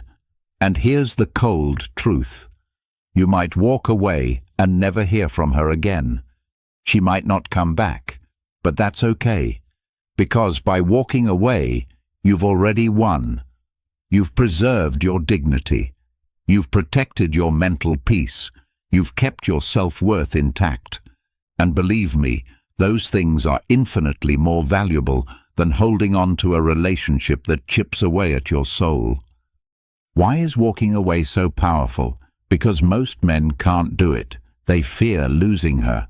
They fear being alone. But when you walk away, you're announcing to the world, I'm not afraid. I know who I am. I know what I bring to the table, and I refuse to accept anything less than what I deserve. That kind of quiet certainty is rare, and it's magnetic. The best part? When you walk away, you take your power back. You reclaim control over your emotions, your happiness, and your life. You stop letting someone else dictate your mood, your confidence, or your direction. That, my friend, is the essence of true strength. So, there it is. 10 powerful, practical, and transformative principles to navigate relationships when you're dealing with emotional manipulation and mind games. But these aren't just relationship tactics, they are life strategies. When you cultivate emotional detachment, set firm boundaries, maintain your composure, protect your well-being, exercise patience, and master the ability to walk away, you become a man who is grounded, unshakable, and deeply respected. Keep in mind, this isn't about deceiving women or playing head games. It's about self-mastery. It's about becoming the man who leads his life, not the one who is led by circumstances or emotions. When you step into that version of yourself, you naturally attract women who respect your presence, value your consistency, and refuse to play games because they know you won't tolerate it. But this is just the start. These principles are your foundation, your launch pad toward becoming your highest self. The real journey begins now. Keep evolving. Keep sharpening your mindset. Keep living with purpose and power.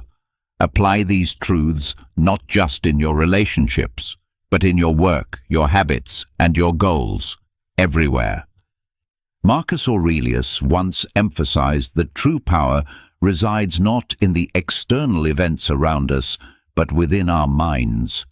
This understanding gives us the strength to navigate a world where emotions can often feel like tumultuous waves.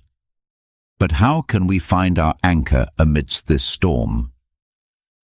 In this video, we will delve into 7 Stoic lessons that offer us the key to mastering our emotions and navigating through life's challenges with wisdom and unwavering calmness.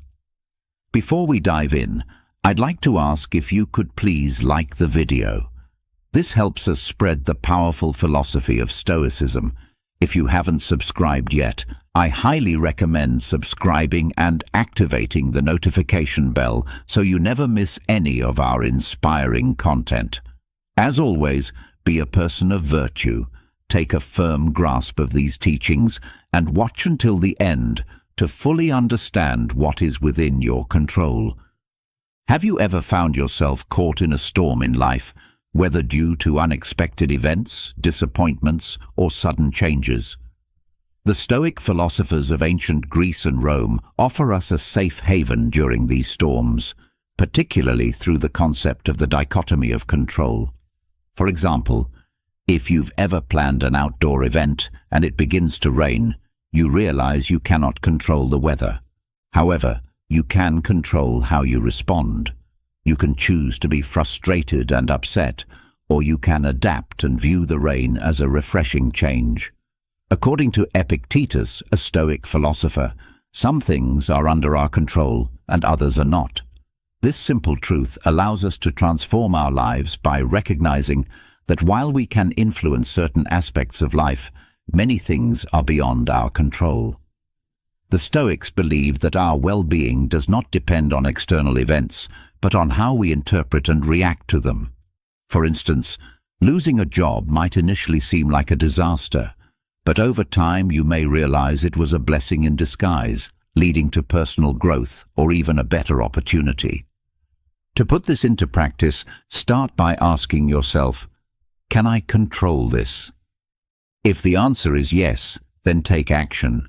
If the answer is no, it's an opportunity to practice acceptance and adaptability. Understanding this principle frees us from unnecessary distress and helps us approach life with calmness. We may not be able to control the winds, but we can always adjust our sails. In a chaotic world, the dichotomy of control provides clarity, helping us focus our energy where it truly matters. The second lesson is about the power of reflection before reacting. In today's fast-paced digital world, where immediacy is often celebrated, the art of reflection may seem outdated. However, this act of pausing and contemplating becomes our anchor in a world that demands quick answers. Consider the many decisions we face every day, from choosing a meal to planning a career. When you receive a message that stirs your emotions, perhaps a colleague questioning your work or a casual comment from a friend, your instinctive reaction might be defensive or angry. But what if instead of diving into a hasty response, you took a step back and allowed yourself a moment of detachment? This is not about suppressing emotions, but rather about giving them space to be understood. Reflection is an active engagement with our thoughts and feelings, where we ask probing questions. Why did this happen? Why does it affect me so deeply? What beliefs or past experiences are influencing my emotions? Is my immediate reaction rooted in the present situation, or is it shaped by past baggage?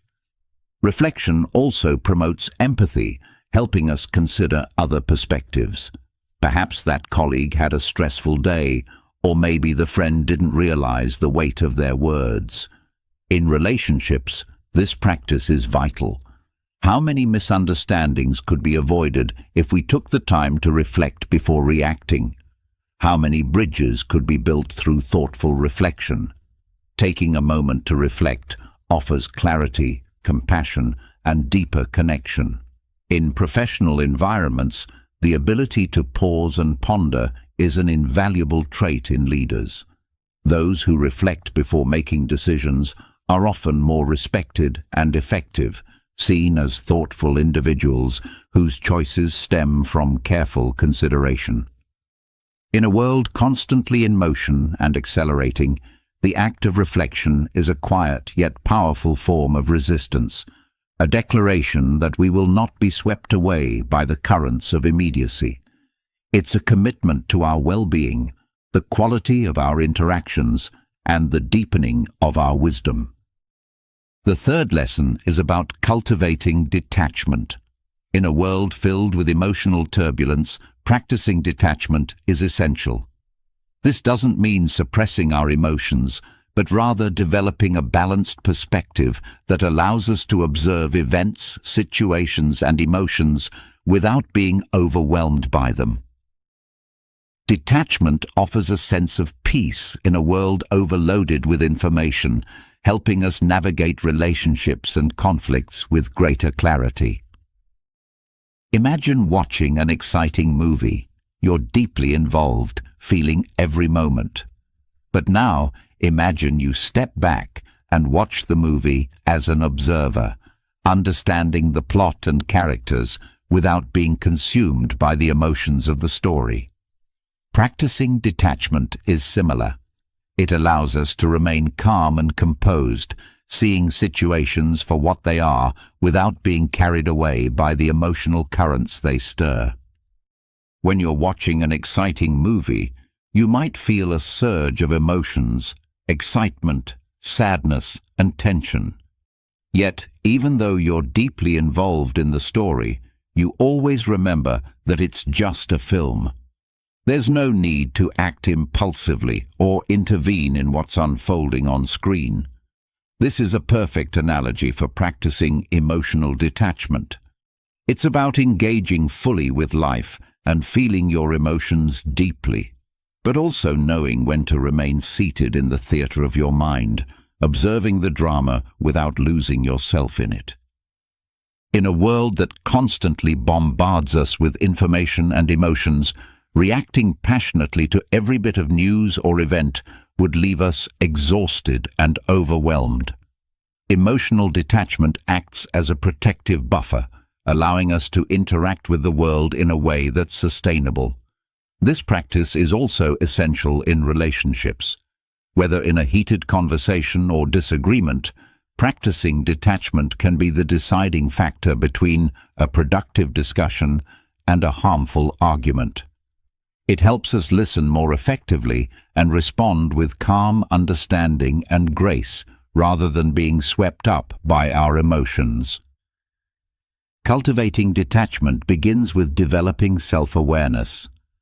Regularly check in with yourself to recognize emotional triggers and understand the patterns that drive your reactions.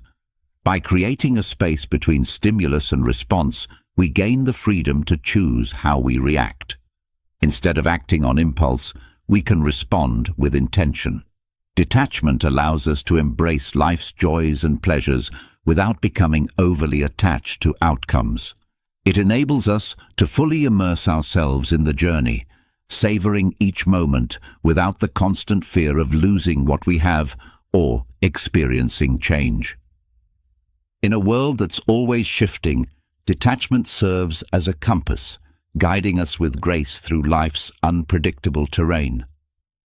By embracing this practice, we can enrich our lives, bringing calm and clarity not only to ourselves, but to those around us as well. There's a powerful question we can ask ourselves in the midst of any challenge or frustration. Will this matter in 5 years?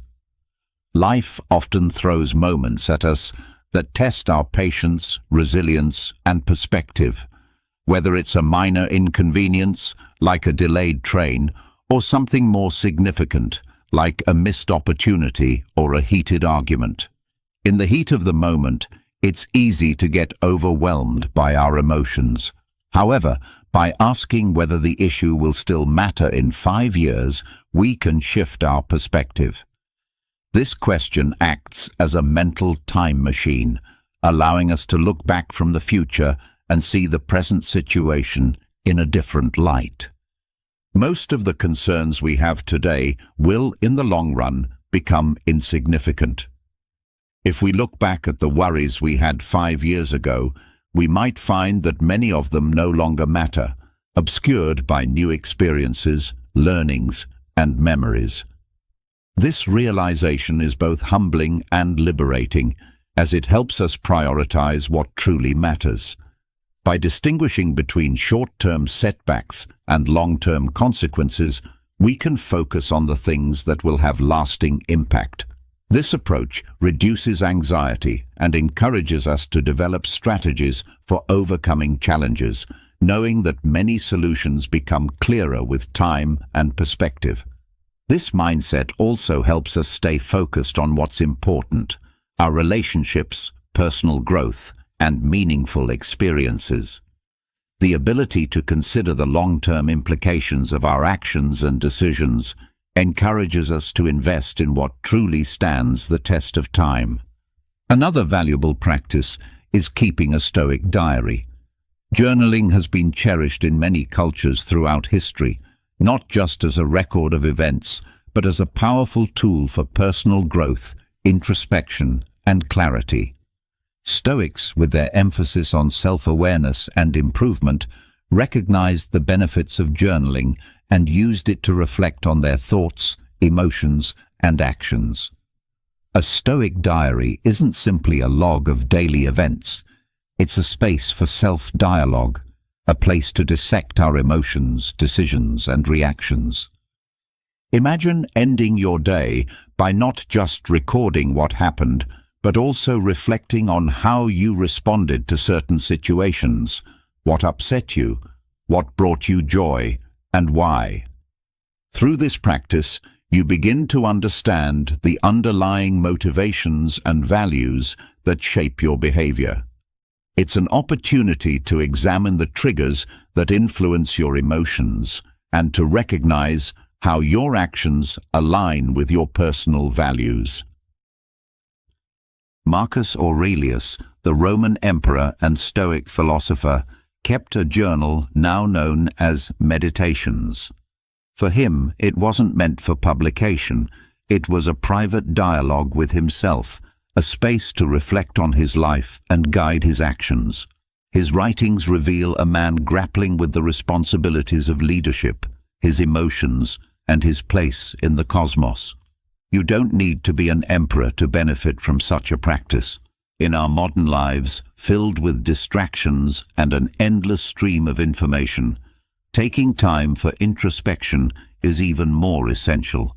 A daily check-in with yourself can provide the clarity and focus needed to navigate the complexities of life. By dedicating time to self-reflection, we can enhance our understanding of ourselves and the world around us, making intentional decisions and fostering personal growth. A daily check-in becomes a grounding ritual, providing clarity amidst the chaos of life. Over time, this practice can lead to profound insights. You may begin to notice that certain situations consistently cause stress, prompting you to either confront them directly or change your perspective on them. You might discover that practices such as gratitude or mindfulness elevate your mood and overall outlook. The patterns that emerge from these reflections serve as a roadmap for personal growth and development. Beyond offering insights, keeping a Stoic journal fosters a sense of responsibility.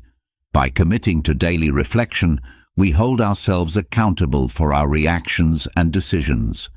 It becomes more difficult to overlook repeated mistakes or rash judgments.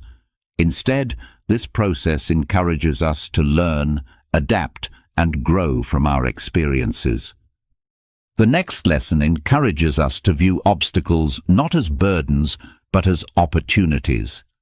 Challenges are an inherent part of the human experience, ranging from personal setbacks to global issues. The Stoics held a powerful perspective on adversity, believing that while we cannot always control the events that affect us, we can control how we interpret and respond to them. This shift in perspective transforms challenges from mere setbacks into valuable lessons. Each obstacle, no matter how daunting, presents an opportunity for growth if we choose to see it that way. Think of a river encountering a stone in its path. Instead of halting its flow, the river finds a way around the stone, either by eroding it over time or carving a new path through it. In the same way, obstacles in our lives can redirect our paths, often leading us to unexpected and rewarding outcomes. For example, losing a job may initially seem devastating, but it can open doors to a new career, the chance to develop new skills, or even the opportunity to start a business. Similarly, the end of a relationship can pave the way for personal growth, self-discovery, and the possibility of deeper, more meaningful connections in the future. This Stoic perspective also encourages resilience. When we begin to see challenges as opportunities, we become more adaptable and more willing to face adversity head-on. Instead of asking, "Why is this happening to me?" we begin to ask, "What can I learn from this?" and "How can this situation help shape me for the better?" Of course, this does not mean we should seek out difficulties or dismiss genuine hardships. Instead, it is about recognizing that within every challenge lies a potential seed of opportunity, which, when nurtured with a positive outlook, patience, and perseverance, can transform obstacles into stepping stones on our journey toward wisdom and growth. Another crucial lesson is to cultivate gratitude. In the rich tapestry of human emotions and life experiences, gratitude shines like a golden thread, weaving through moments of joy, contentment, and perspective. The Stoics recognized that gratitude is not a mere spontaneous feeling, but rather a deliberate practice, one that anchors us in the present and helps us appreciate the blessings of life. For the Stoics, gratitude was more than just saying "thank you." It was about deeply acknowledging the myriad forces, moments, and people that enrich our lives. It involves recognizing the beauty in the world, the lessons that challenges bring, and the fleeting nature of each experience, which makes everything more precious. Seneca, a prominent Stoic philosopher, once said that true happiness lies in enjoying the present moment without anxiety about the future. This encapsulates the essence of gratitude, rooted in the present, valuing each moment, every experience, and every interaction. Consider the simple pleasures we often take for granted: the sound of laughter shared with loved ones, the warmth of a hug, or even the act of breathing, which sustains us. These moments, when fully appreciated, bring more beauty and meaning into our lives. Gratitude also counters our human tendency to focus on what is lacking: unfulfilled desires, uncertainties about the future, or dissatisfaction with the present. By shifting our focus to what we already have rather than what we lack, we cultivate contentment, which in turn reduces feelings of envy and resentment. Over time, this practice can significantly improve our overall well-being.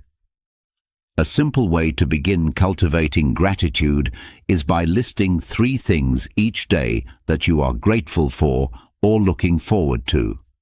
This practice, done consistently, can gradually transform your perspective, making you more receptive to the blessings life offers and less resentful of its challenges.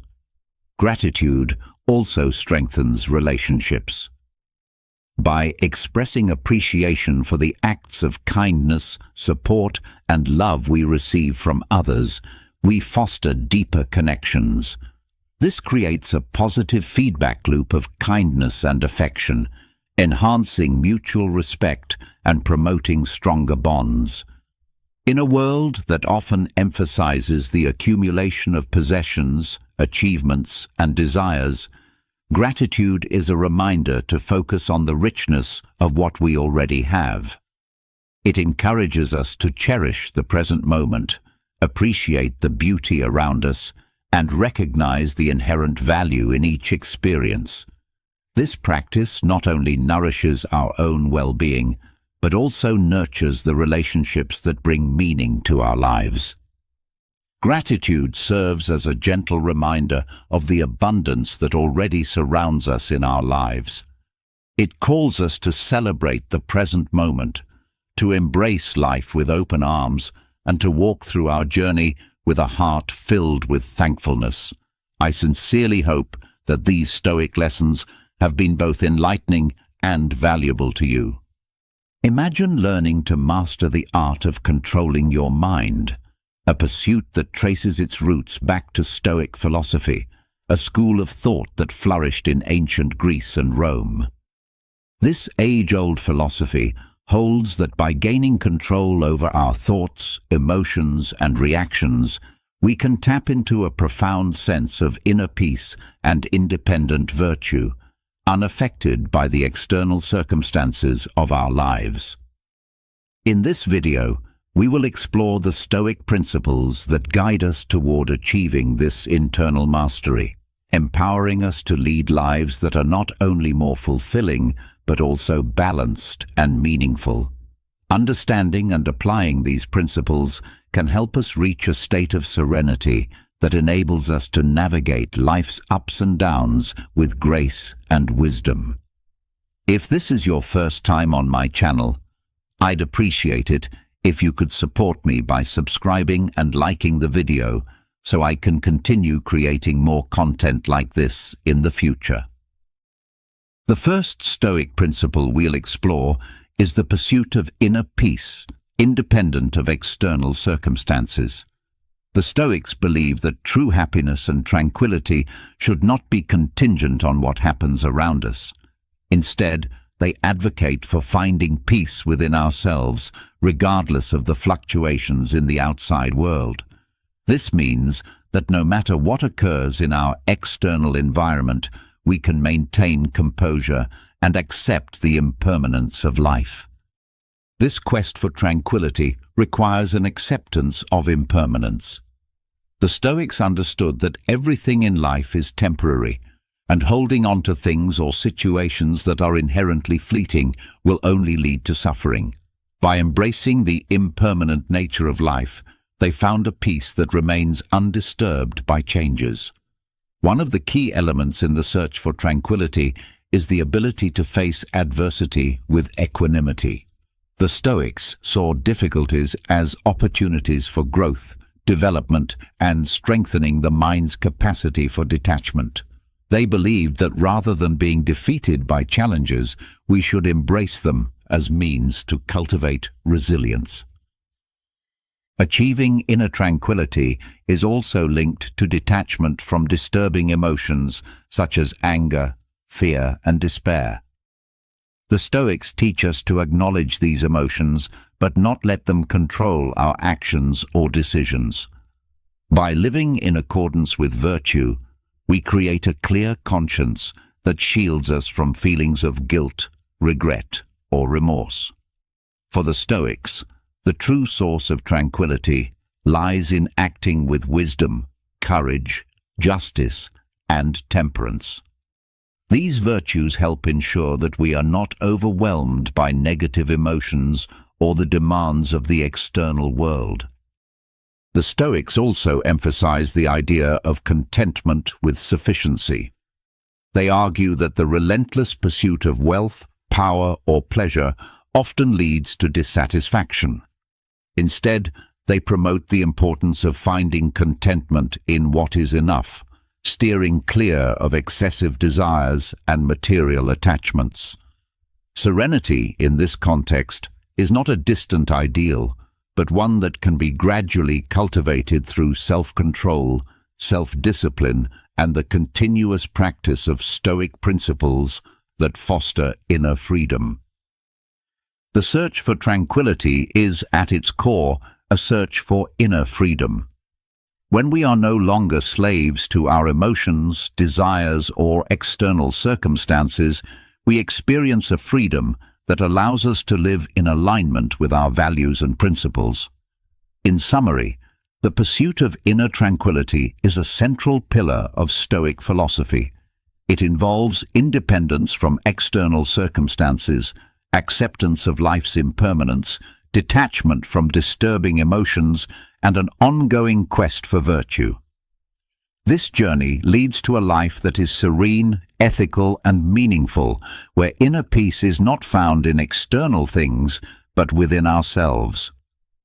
Let's now delve into the second Stoic principle, which revolves around the acceptance of what we cannot control. This principle is foundational for mastering the mind and living a more calm and wise life. The Stoics emphasize the importance of recognizing that many events and circumstances in life are beyond our direct control. This includes the actions of others, natural events, the past, and even the future. The key to Stoic serenity is fully embracing this reality and directing our efforts toward what we can control, primarily our own thoughts, emotions, and actions. Understanding the Stoic scope of control encourages us to draw a clear distinction between what lies within our control and what lies beyond it. This distinction helps prevent unnecessary frustration by reminding us that certain things, like the behavior of others or past events, cannot be changed. By detaching from unrealistic expectations, we can avoid suffering. The Stoics advise us to let go of excessive expectations and accept reality as it is. This doesn't mean we should become indifferent, but instead adjust our expectations to align with what is possible and reasonable. Embracing adversity is another vital aspect of Stoic wisdom. The Stoics teach that adversity is an inevitable part of life, and rather than resisting it, we should accept it with resilience and courage. By seeing challenges as opportunities to grow, we develop the fortitude to face difficulties with serenity. The Stoics remind us that while we cannot control external events, we can always choose how we respond to them. The ability to select virtuous responses, such as patience, compassion, and wisdom, is one of the greatest gifts life offers. Furthermore, the Stoics advise us to detach from both the past and the future. Worrying about what has already happened or what is yet to come only prevents us from fully engaging with the present. The Stoics remind us that the past cannot be changed and the future is uncertain, so it's wise to focus our attention on the here and now, where we have the power to make choices. This acceptance of what we cannot control, combined with the constant pursuit of virtue and self-transformation, leads to inner peace and wisdom. Finally, Stoicism allows us to confront the uncertainties and challenges of life with greater balance and resilience, helping us live in alignment with the Stoic principles of a virtuous and significant life. The third Stoic principle focuses on the practice of virtue as the highest good. The Stoics identified 4 cardinal virtues that serve as foundational principles for living virtuously.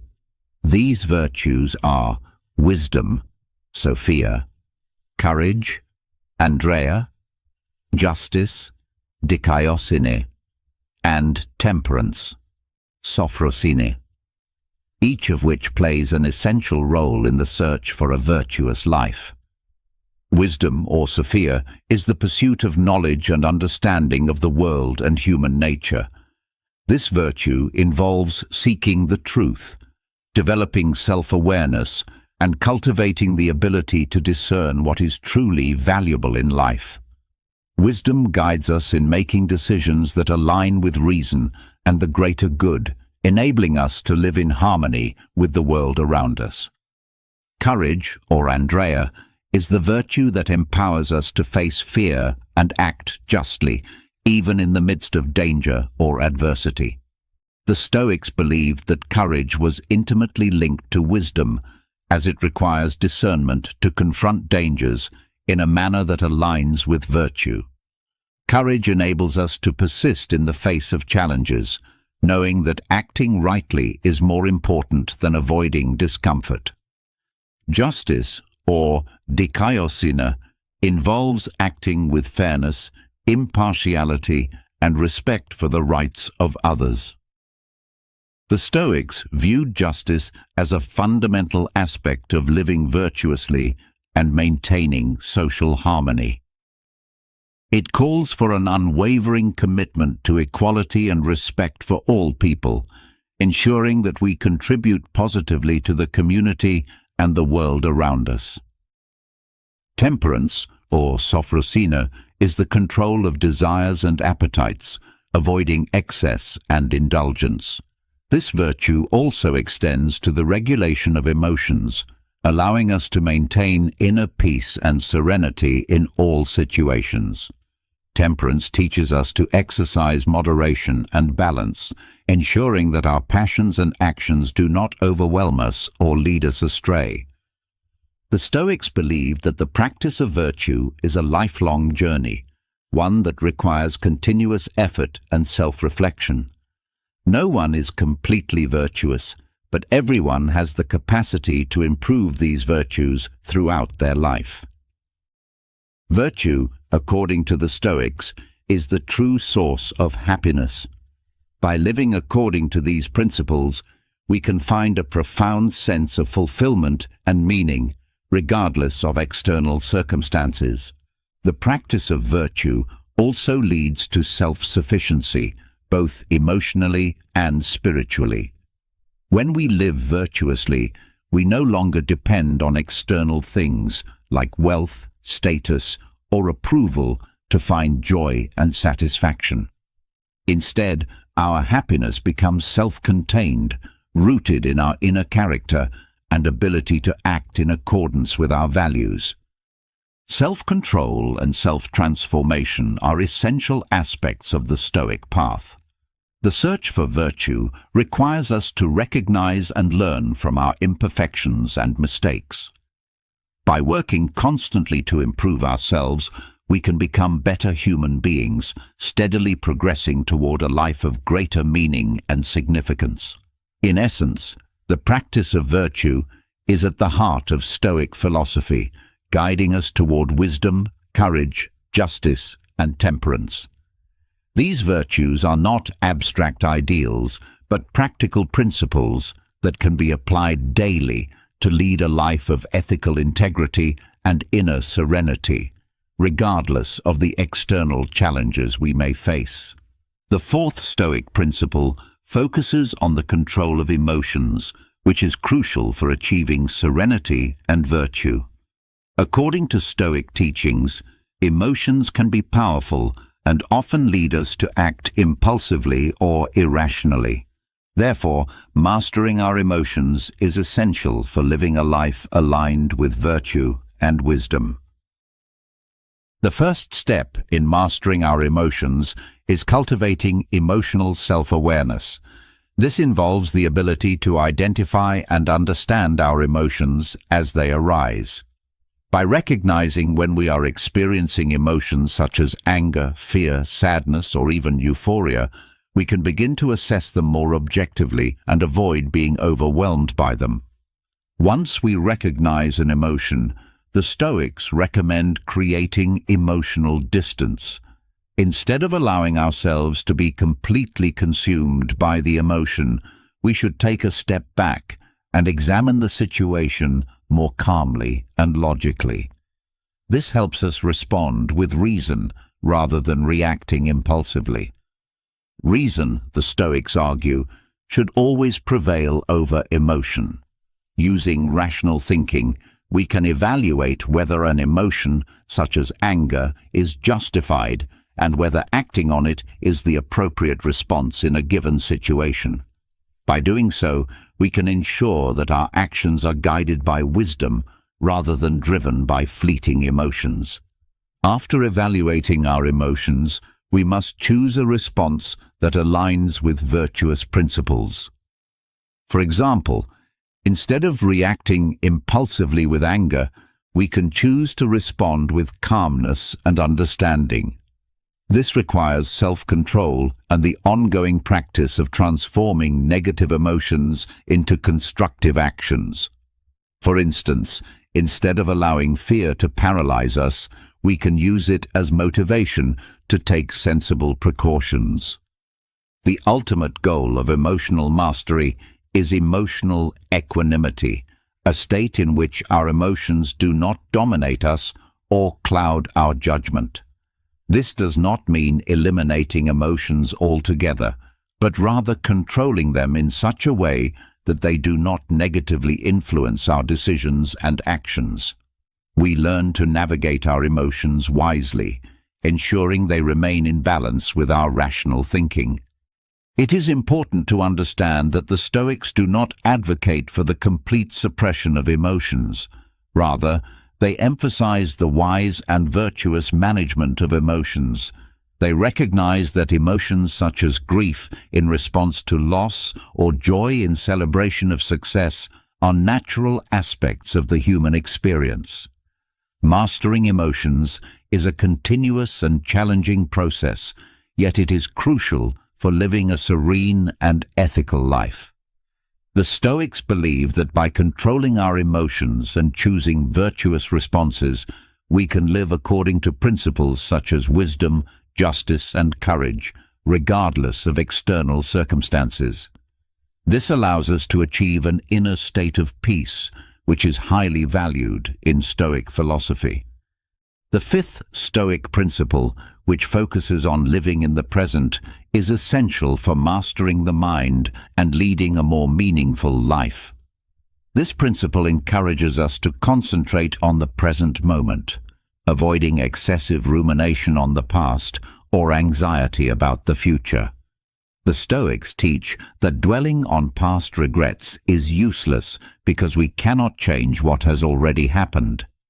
Instead of getting lost in remorse, we should learn from our mistakes and past experiences.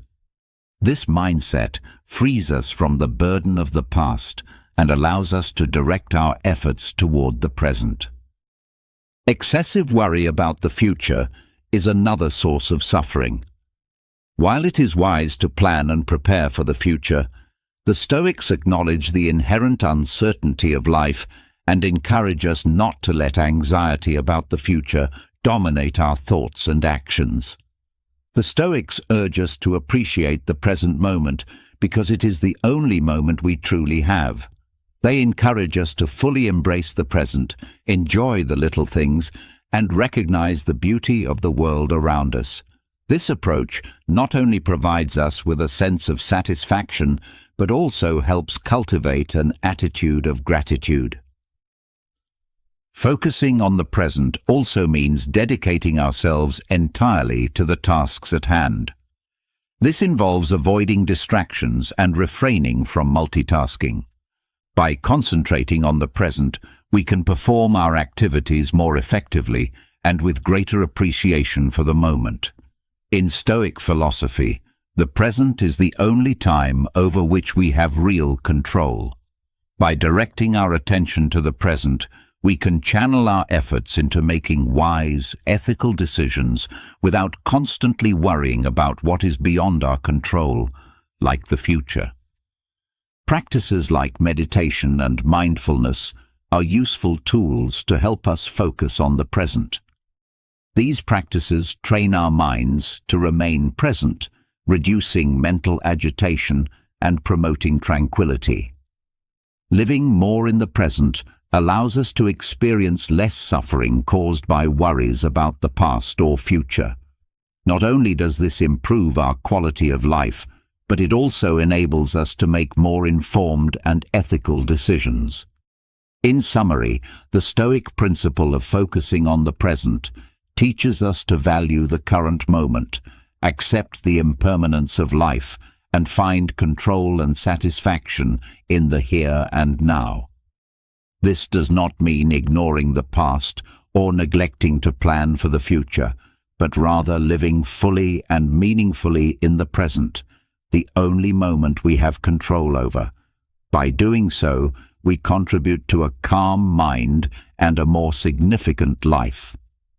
The sixth Stoic principle challenges our relationship with the external world and sensory experiences. It encourages us to find a state of equanimity with regard to these experiences. The Stoics argue that the relentless pursuit of pleasure and the fear of pain are significant sources of human suffering. To achieve serenity and virtue, it is essential to adopt an attitude of healthy indifference toward these experiences. Stoics do not advocate for the complete renunciation of pleasures, but rather for moderation and prudence. They remind us that the unrestrained pursuit of pleasure often leads to harmful excesses, while seeking moderation helps us avoid the suffering caused by such extremes. Similarly, the Stoics encourage us to develop courage and resilience to face pain and adversity with calmness and bravery. Rather than fearing pain, we should view it as an opportunity to grow and strengthen our minds. Stoic philosophy embraces the principle of indifference toward many external factors, meaning that things like wealth, social status, or material success are irrelevant to our virtue and happiness.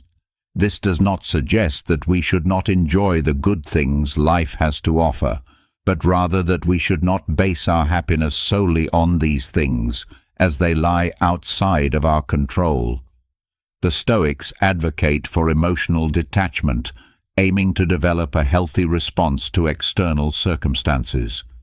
This means we should not allow ourselves to be controlled by our emotions in reaction to material gains or losses. Instead, we must cultivate inner peace that remains constant, regardless of the changes happening outside us. For the Stoics, the true source of contentment and happiness lies in the pursuit and practice of virtue.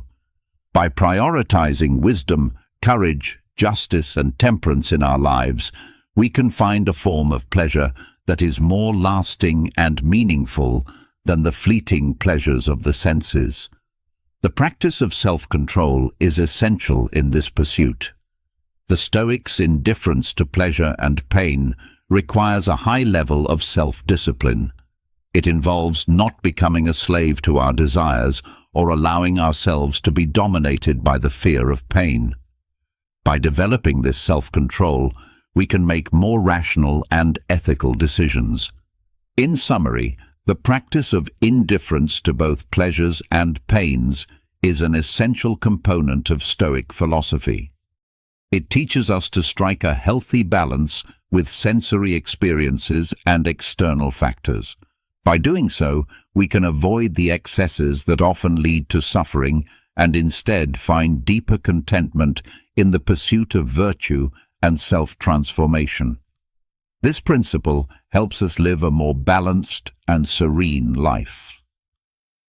Now, let's explore the seventh and final Stoic principle: self-knowledge. Self-awareness is the cornerstone of Stoic philosophy, as well as many other philosophical and spiritual traditions.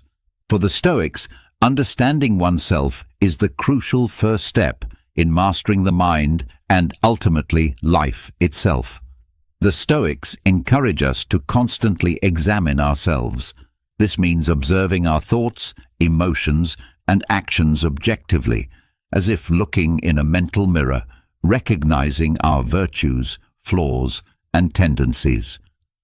A key aspect of this self-assessment is identifying our desires and aversions. Often, we are dominated by irrational desires or unfounded fears that cause suffering. By identifying these, we can begin to question their validity and work toward controlling them. The Stoics also urge us to reflect on our values and the principles that truly matter to us. What do we seek in life? This type of reflection helps align our actions with our core values, promoting greater self-acceptance and constructive self-criticism. Self-knowledge also involves the ability to accept ourselves as we are, with all our imperfections.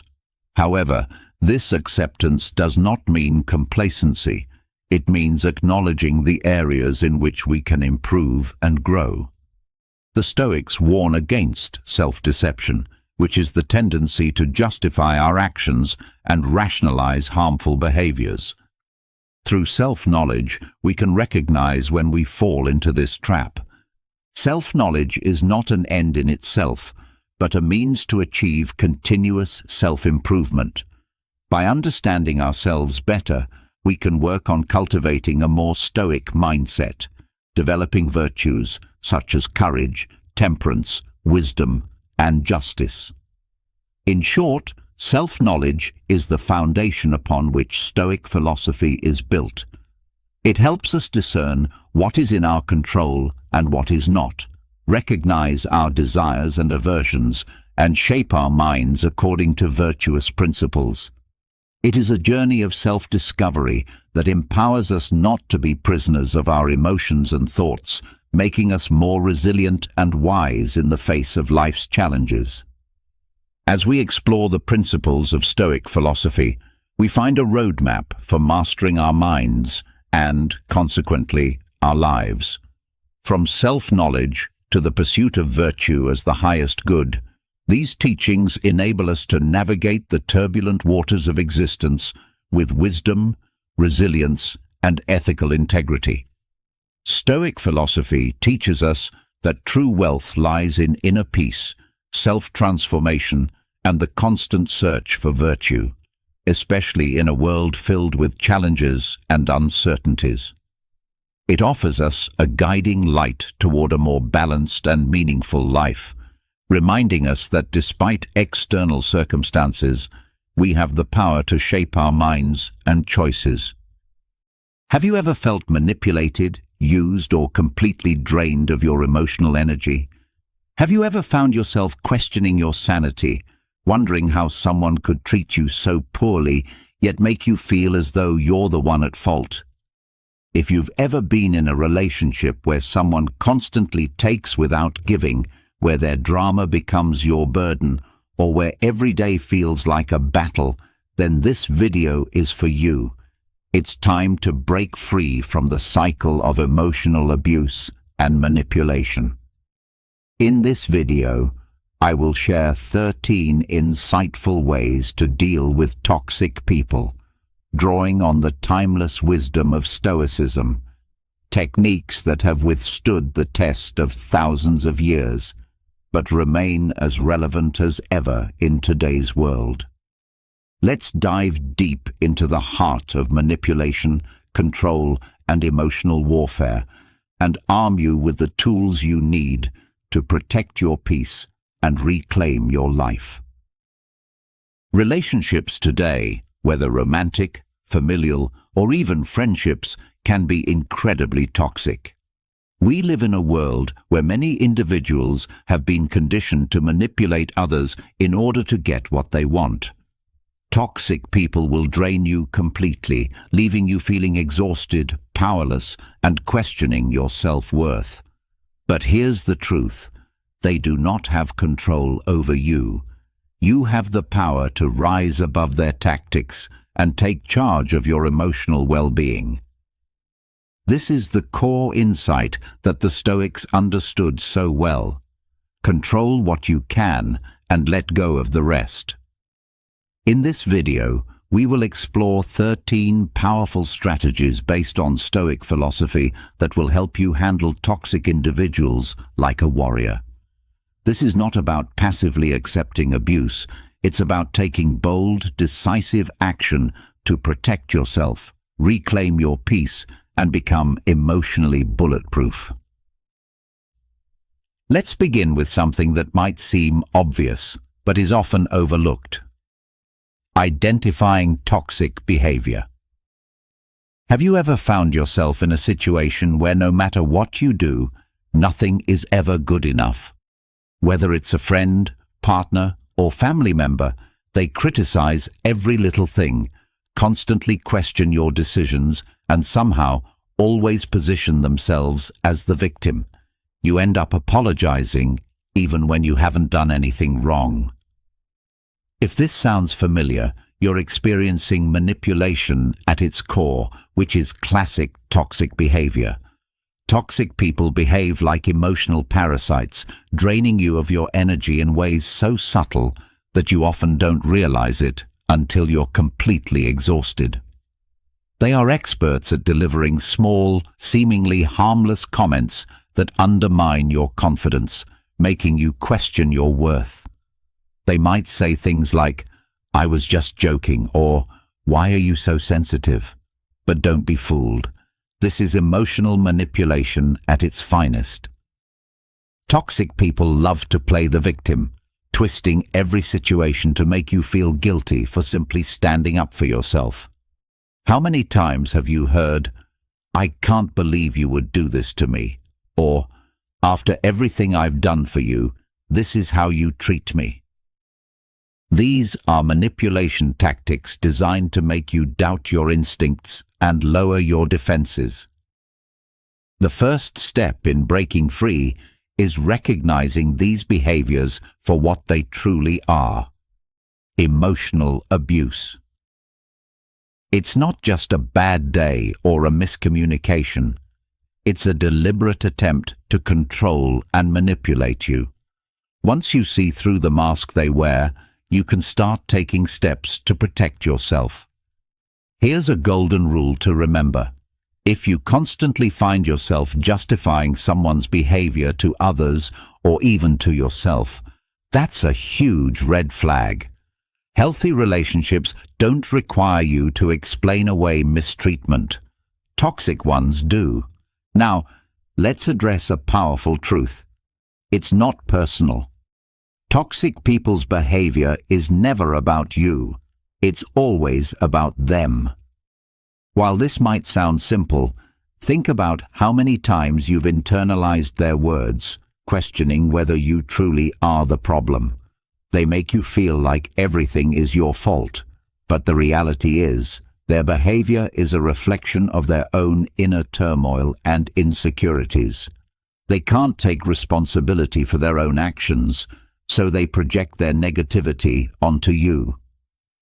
Have you ever noticed how a toxic person will lash out at you when they're feeling insecure or stressed?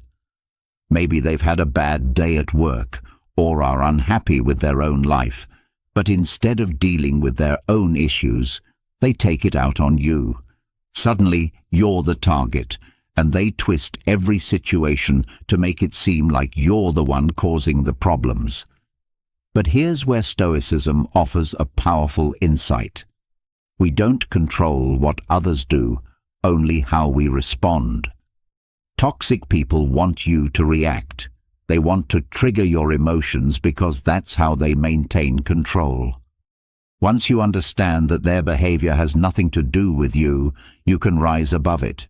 You can let go of the guilt, the self-doubt, and the need to fix them.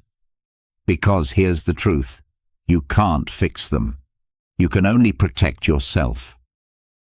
When they try to drag you into their emotional mess, remind yourself, it's not about me. You are not their therapist, their emotional punching bag, or their scapegoat. Their issues are their responsibility, not yours.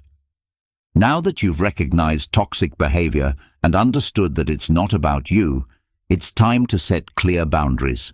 And when I say boundaries, I don't mean vague, wishy-washy lines in the sand. I mean firm, non-negotiable rules that protect your peace and well-being. The thing is, toxic people hate boundaries because they limit their control over you. Let me let you in on a little secret. The reason toxic people push your limits is that they're testing you. They want to see how much they can get away with. It might start with small things, like constantly texting or calling you at all hours, interrupting your work, or demanding your attention when you need space.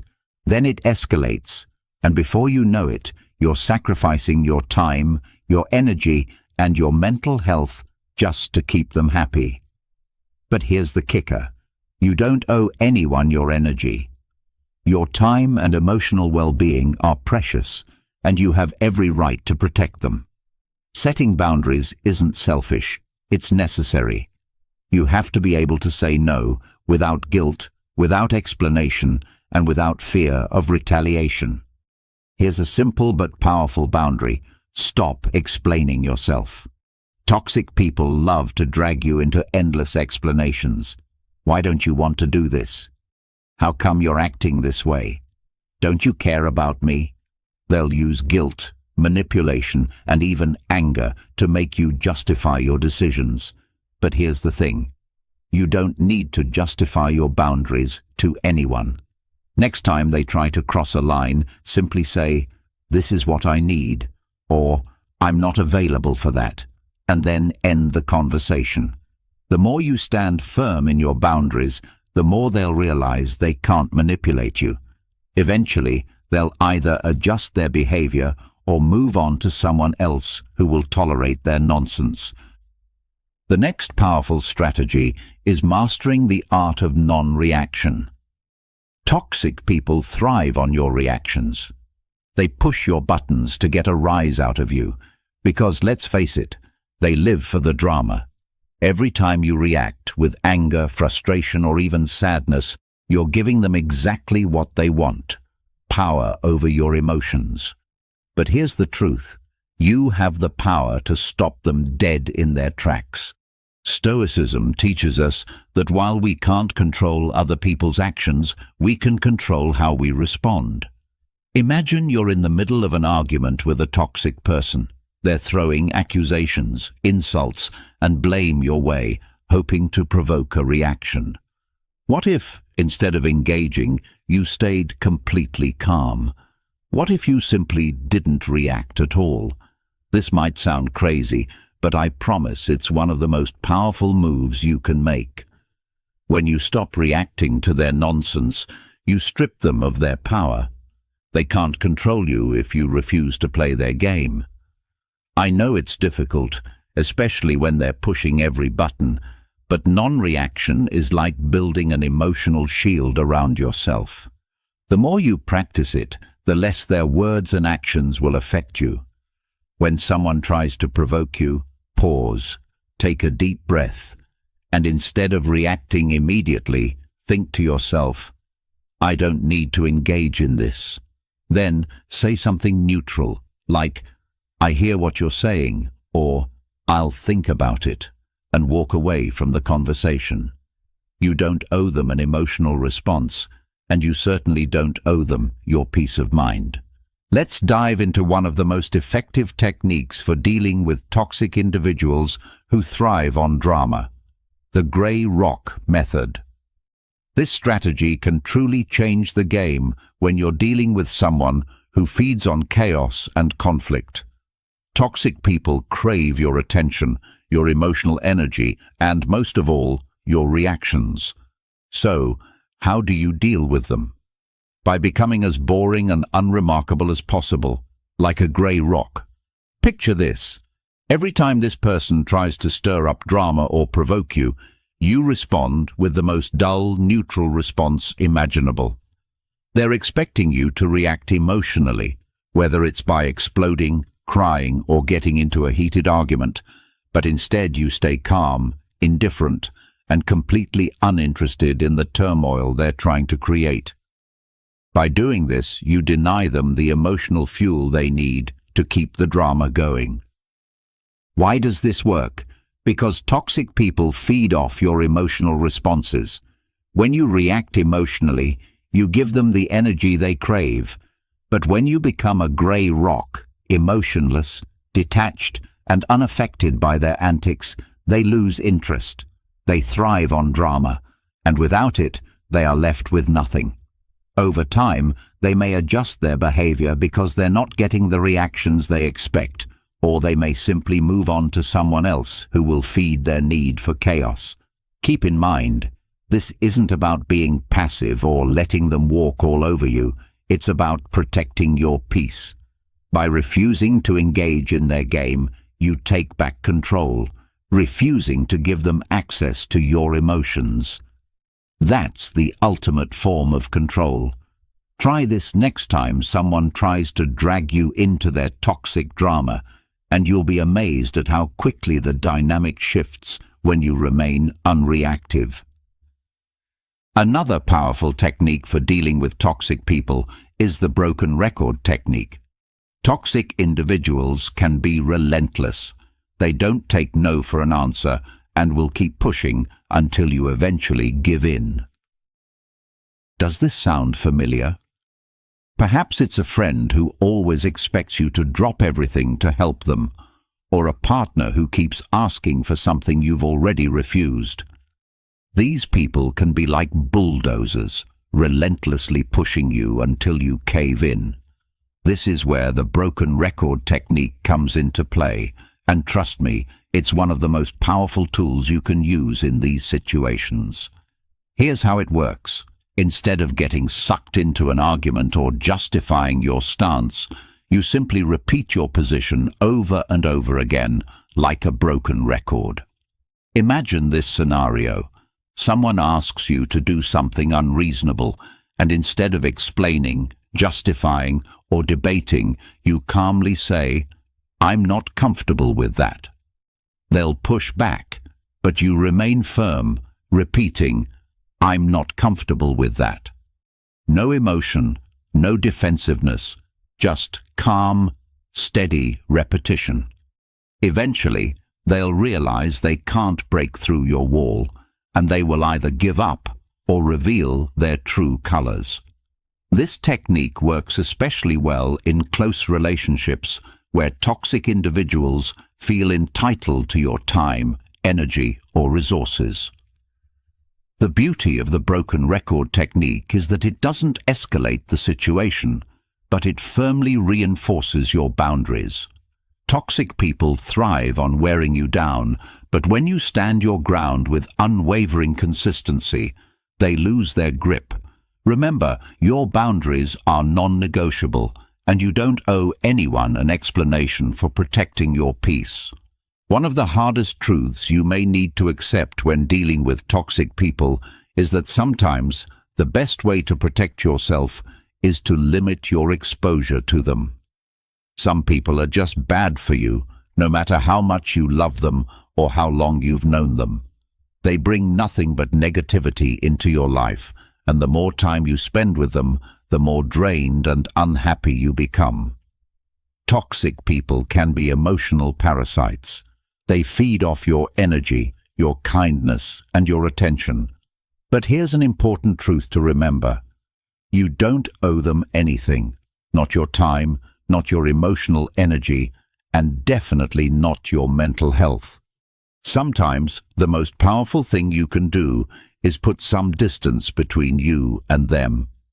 I understand that cutting ties or distancing yourself can be tough, especially when the person is a family member, a longtime friend, or someone you deeply care about. But here's the uncomfortable reality. Your well-being must come first. If someone constantly makes you feel small, stressed, or emotionally exhausted, it's time to consider limiting your exposure to them. This doesn't mean you don't care about them. It simply means you care enough about yourself to protect your peace. Limiting exposure can take many forms. It might involve seeing them less often, keeping conversations brief, or steering clear of sensitive topics that trigger toxic behavior. If it's a coworker, it could mean limiting interactions to strictly professional matters.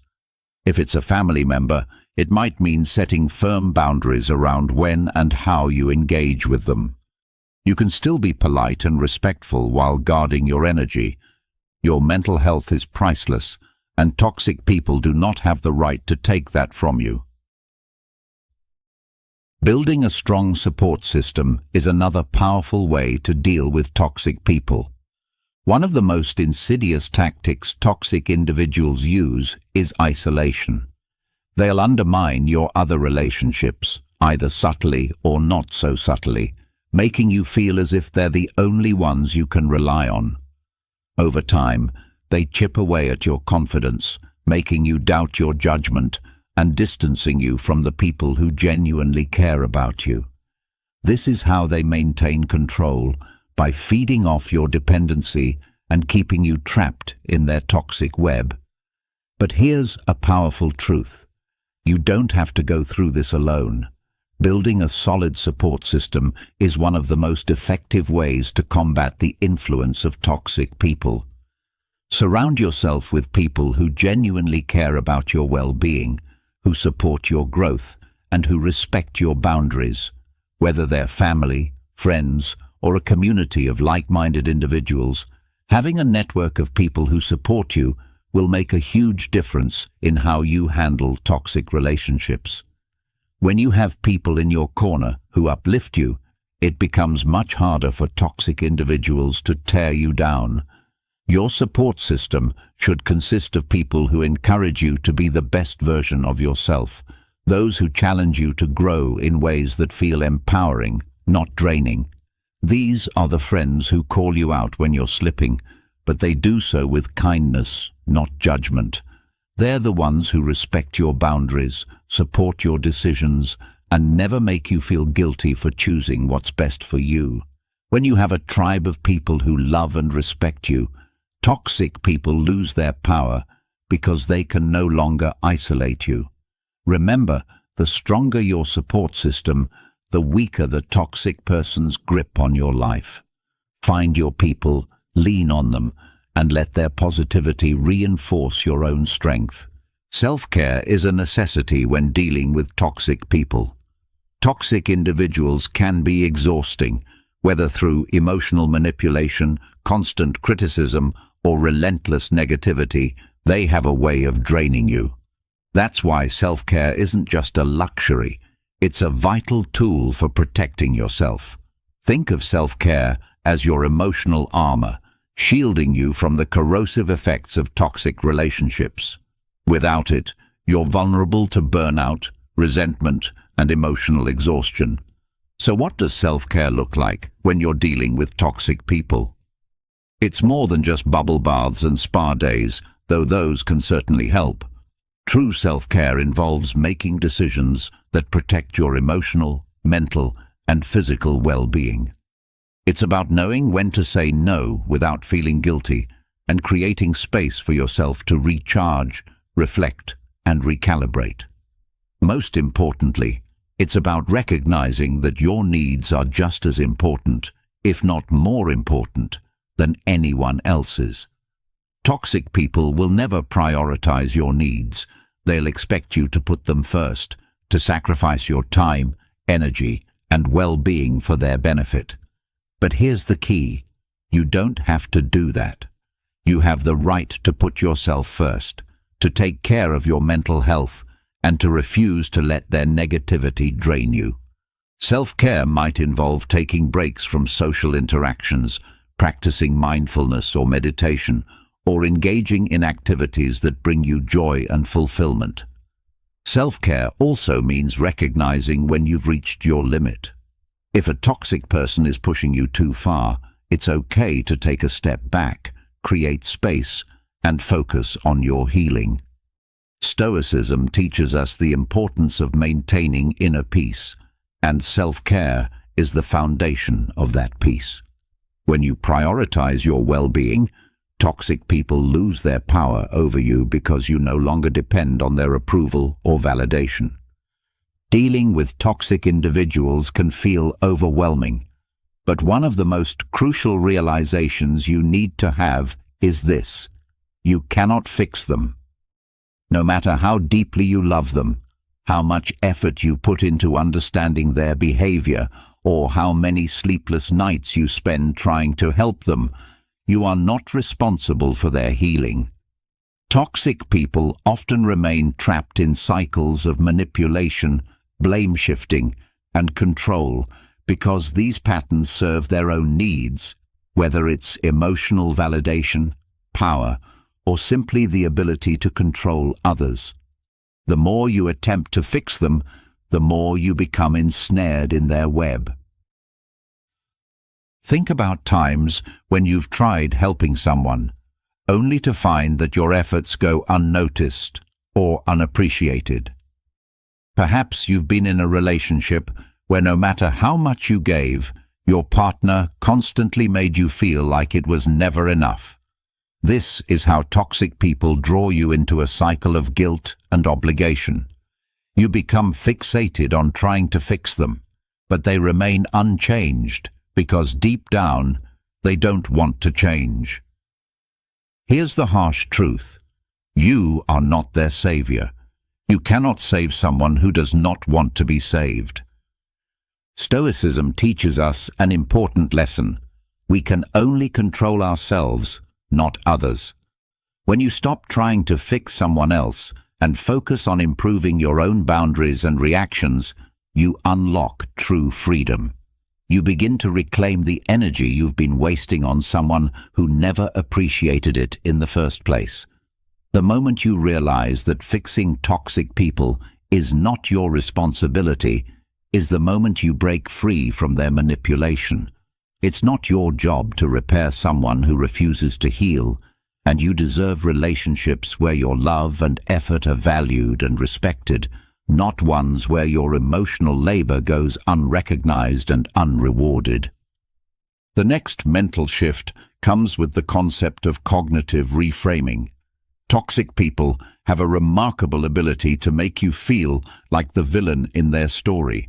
They twist facts, manipulate situations, and somehow make everything your fault. But here's the truth. It's not about you, it's about them. Stoicism teaches us that while we can't control what others do, we can control how we perceive the world.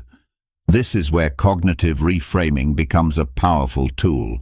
For example, if you find yourself in an argument with someone who constantly criticizes you, instead of internalizing their words and allowing them to affect your self-worth, try reframing the situation. Their criticism is not a reflection of who you are, but of their own insecurities. By shifting your perspective, you disarm their ability to hurt you emotionally. You start to see their toxic behavior for what it truly is, a projection of their own fears and inadequacies.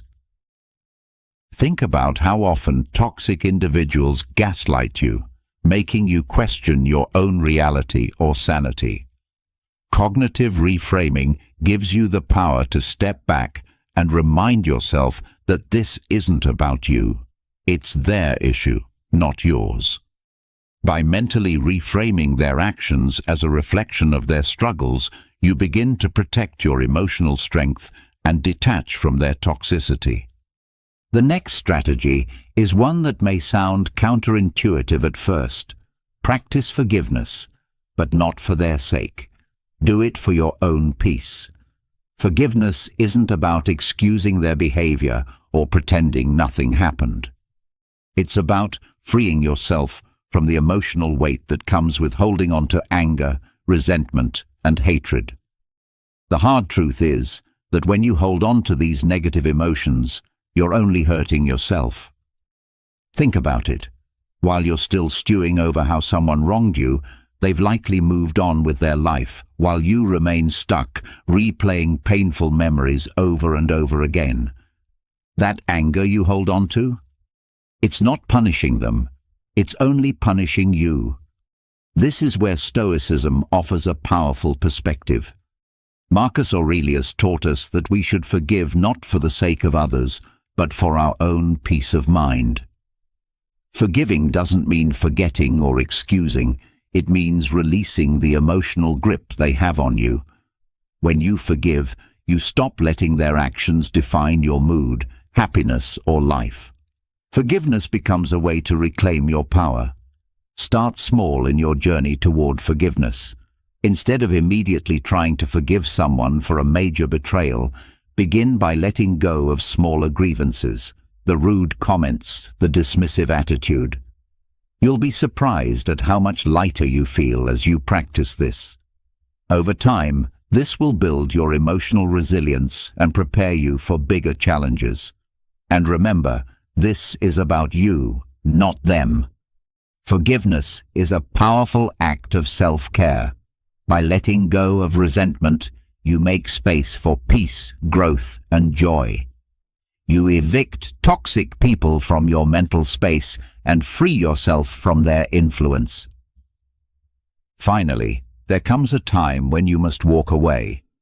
It doesn't matter how long you've known someone or how much history you share with them. When someone consistently disrespects your boundaries, manipulates your emotions, or drains your energy, you need to walk away. Walking away isn't a sign of weakness.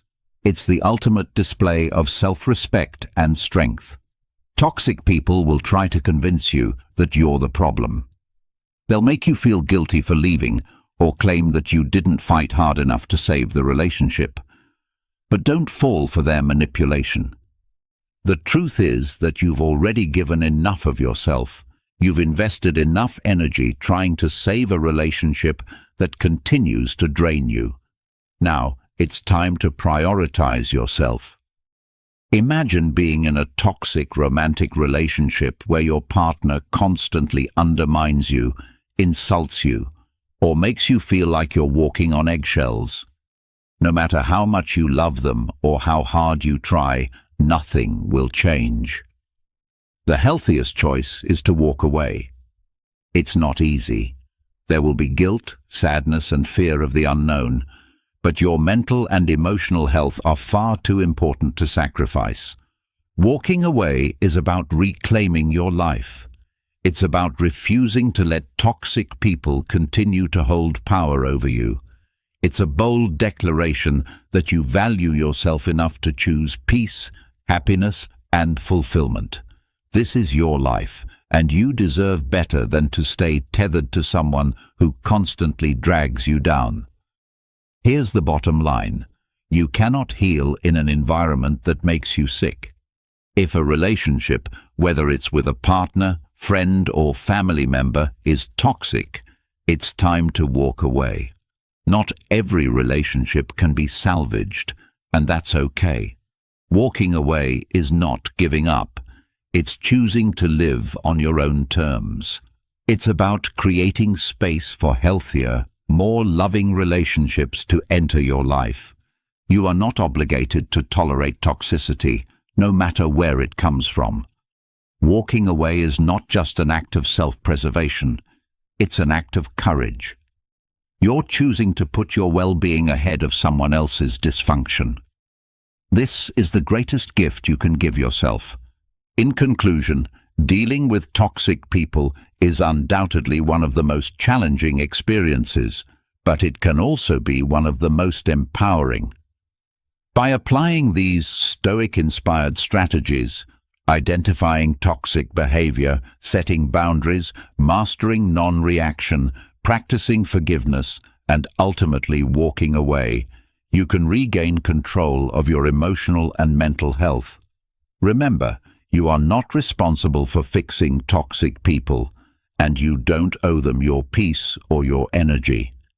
You are responsible for yourself, and that is your greatest power. These principles will not only protect you from toxic people, but also help you grow into the best, strongest version of yourself. You deserve relationships that nurture you, not ones that drain you.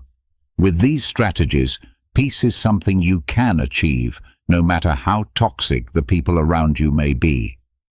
You don't really need anyone, or at least that's what it might seem like at first glance. Yes, friend, it may sound like a bold or even controversial statement in today's world, which is deeply immersed in social media, constant external validation, and a profound fear of loneliness. Yet, Stoic philosophy offers some valuable wisdom to counter this.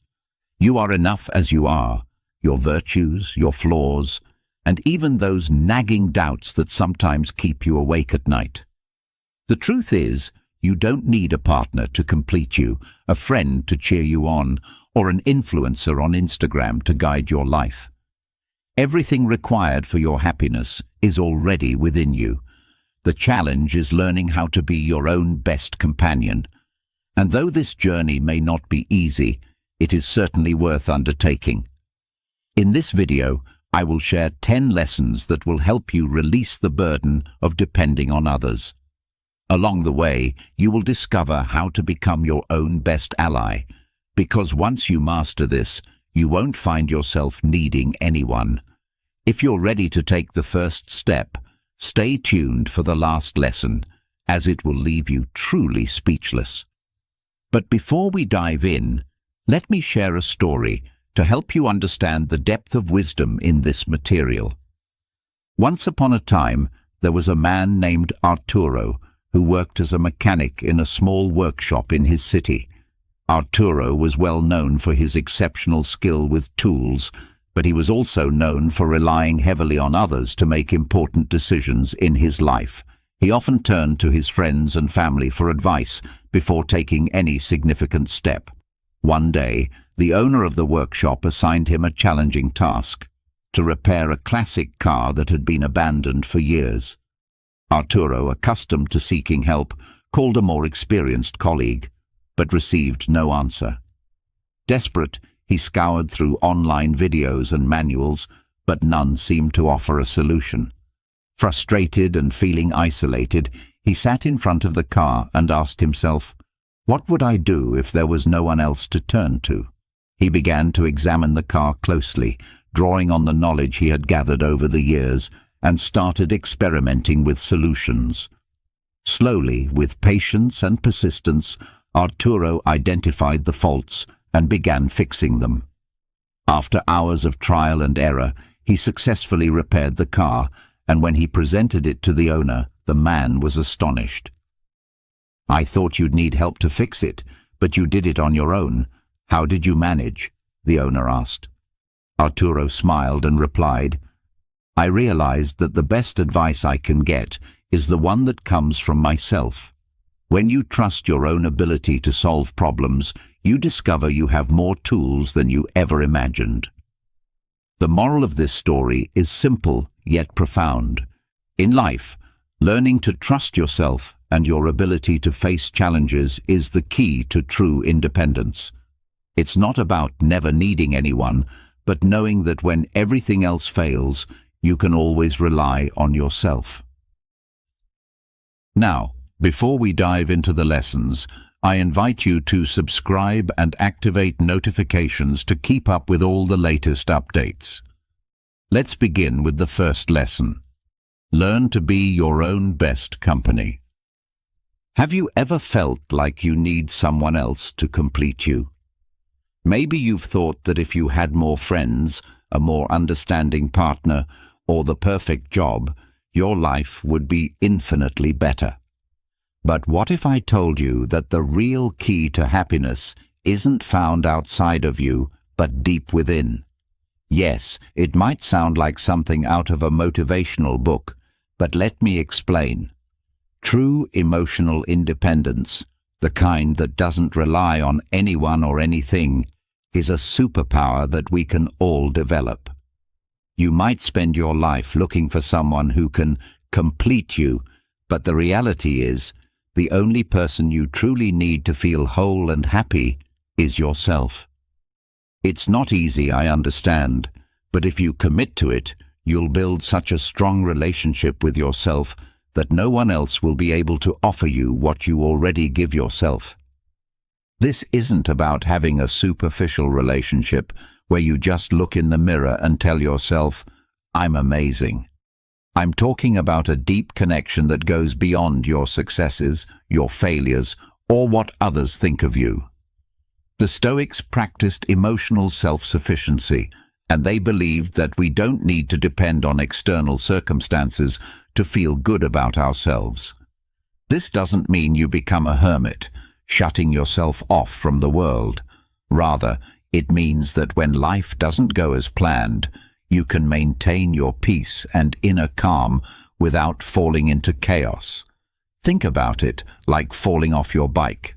Instead of crying about the scrape, you get up, smile, and keep going. That ability to bounce back quickly and not let anything or anyone knock you off balance is a skill you can develop.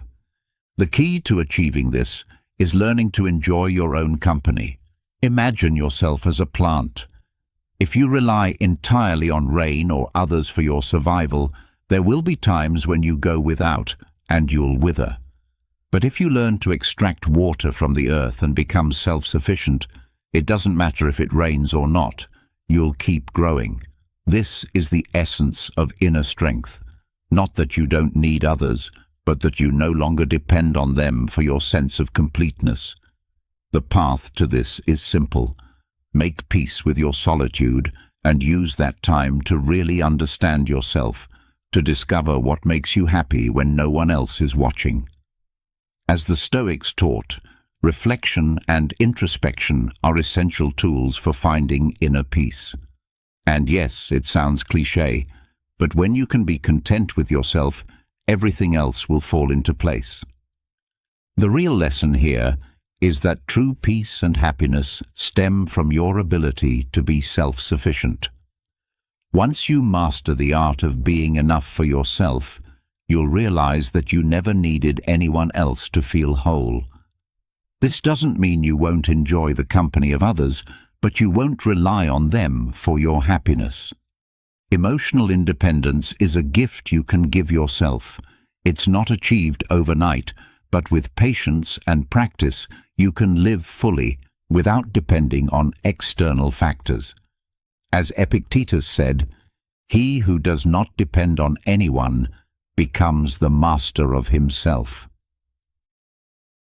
Now, let's move on to the second lesson. Learn to say no.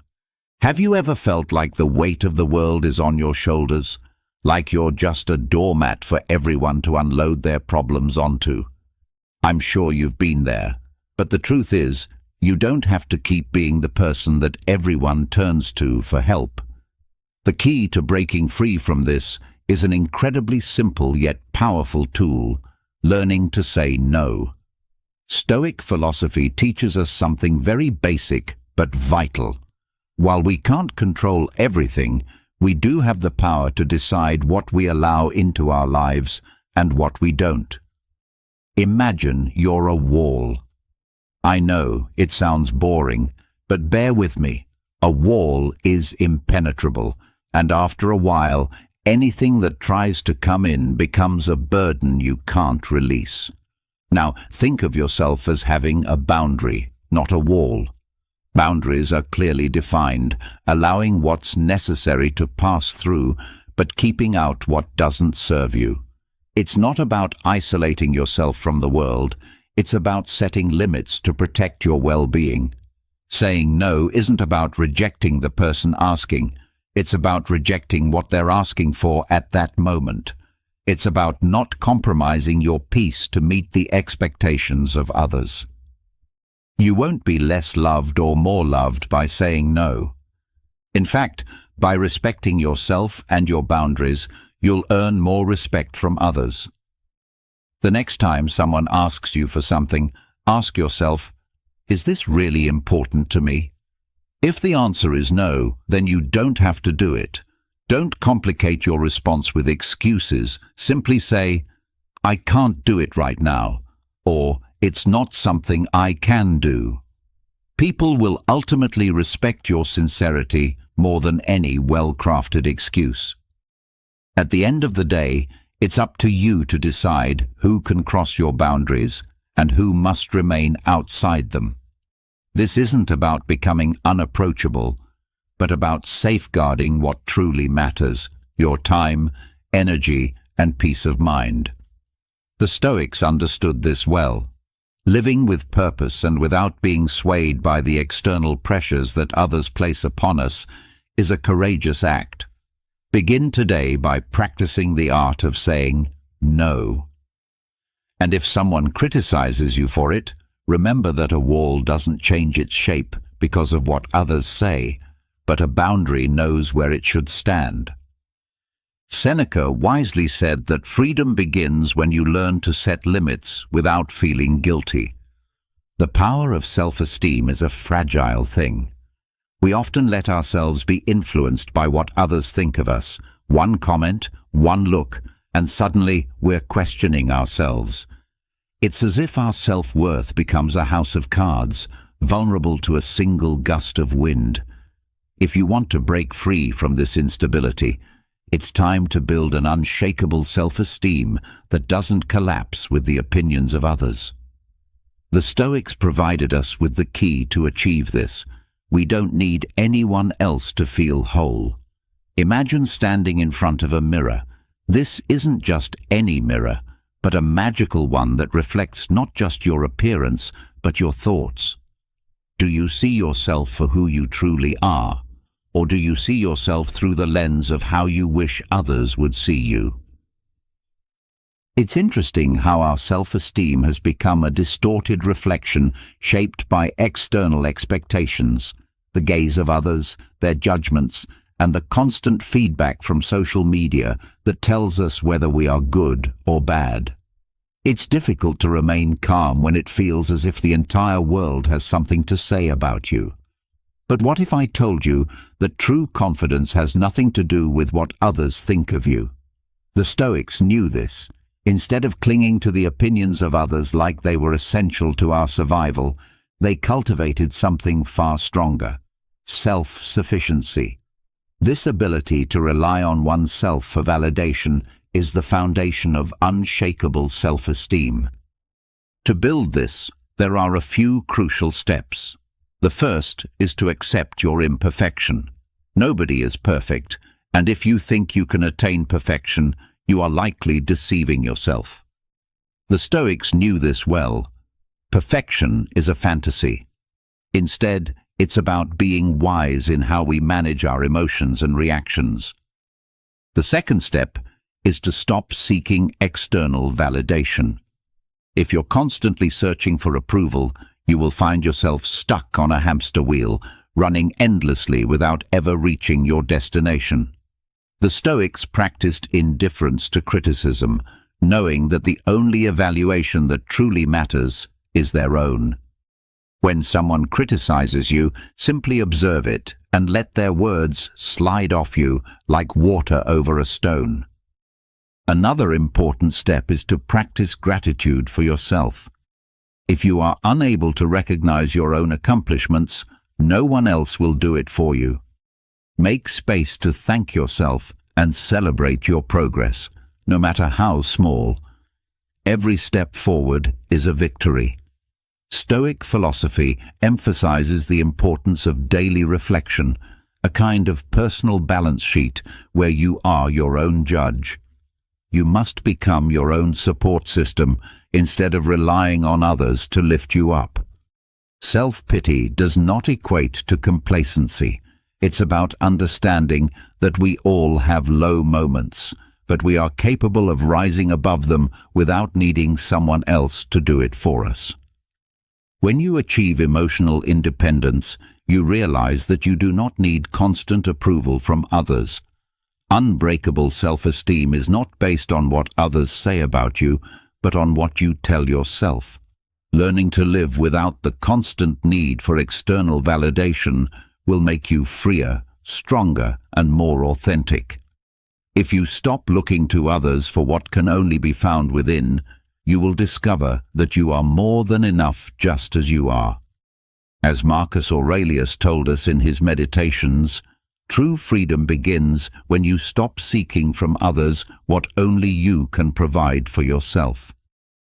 Now, let's talk about when silence becomes your best advisor. Have you ever found yourself surrounded by noise, yet felt a deep emptiness? I'm not just referring to the constant hum of city life or the endless buzz of phone notifications. I'm talking about the internal noise that makes you feel as though you need more people, more opinions, more external validation. But what if I told you that everything you need is already right there in front of you, in that uncomfortable space you try to avoid? Silence.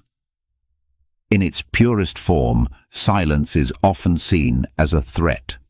It's the place where we face our own company, and like a mirror, it reflects our true selves. It can be terrifying to be alone with your thoughts, but it is precisely in these moments that clarity begins to appear. When the noise fades, we finally hear what we need to hear, what belongs to us, what truly matters. The Stoics, with their practical philosophy, understood that inner peace does not depend on external circumstances. We do not need constant external support or an avalanche of words to feel validated.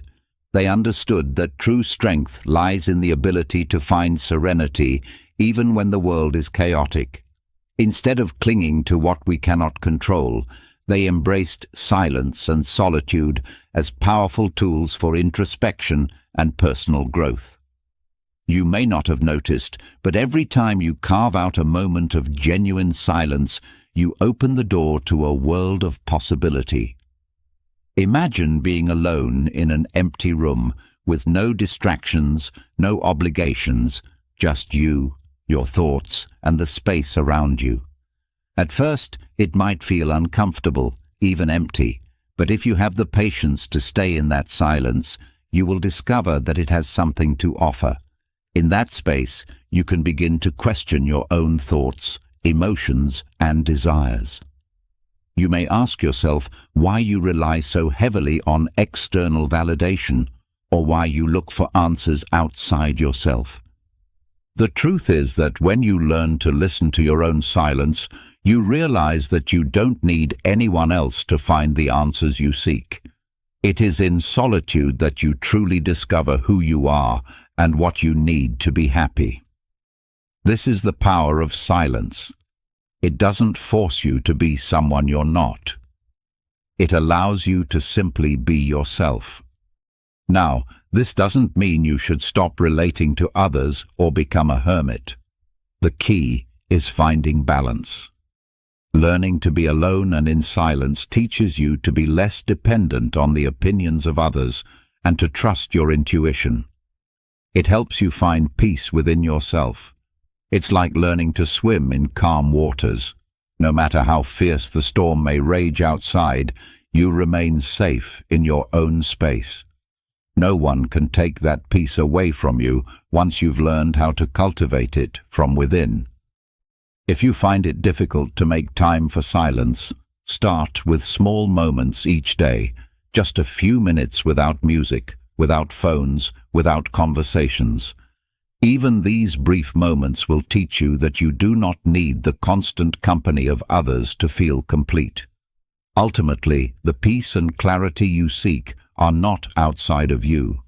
They are within, waiting to be discovered in silence.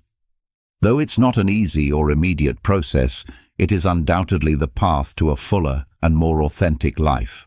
Learn to value solitude and silence, and you will see how the noise of the world becomes irrelevant.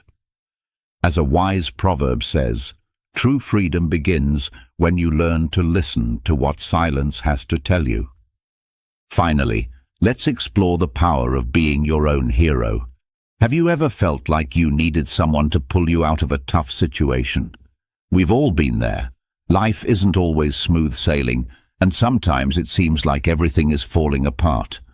But what if I told you that you don't need anyone else to get you out of the mess you're in?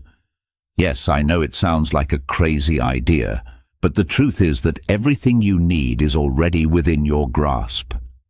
We've been sold the idea that we need a hero, a powerful figure who will swoop in and save us when times get tough. Movies, books, and television constantly reinforce the belief that someone else with extraordinary abilities is always there to rescue us from our troubles. But that's just a fantasy. The hero you've been searching for is already inside you. Yes, it's easier said than done, but the Stoics offer us a valuable lesson. You cannot control everything that happens around you, but you do have control over how you respond to it. Stoic philosophy invites you to view challenges as opportunities to strengthen your character. Instead of waiting for someone to come and solve your problems, why not become the hero of your own life? You already have all the tools you need, you just need to use them. The first step is to stop expecting things to change magically. The world is not going to adjust itself to make things easier for you.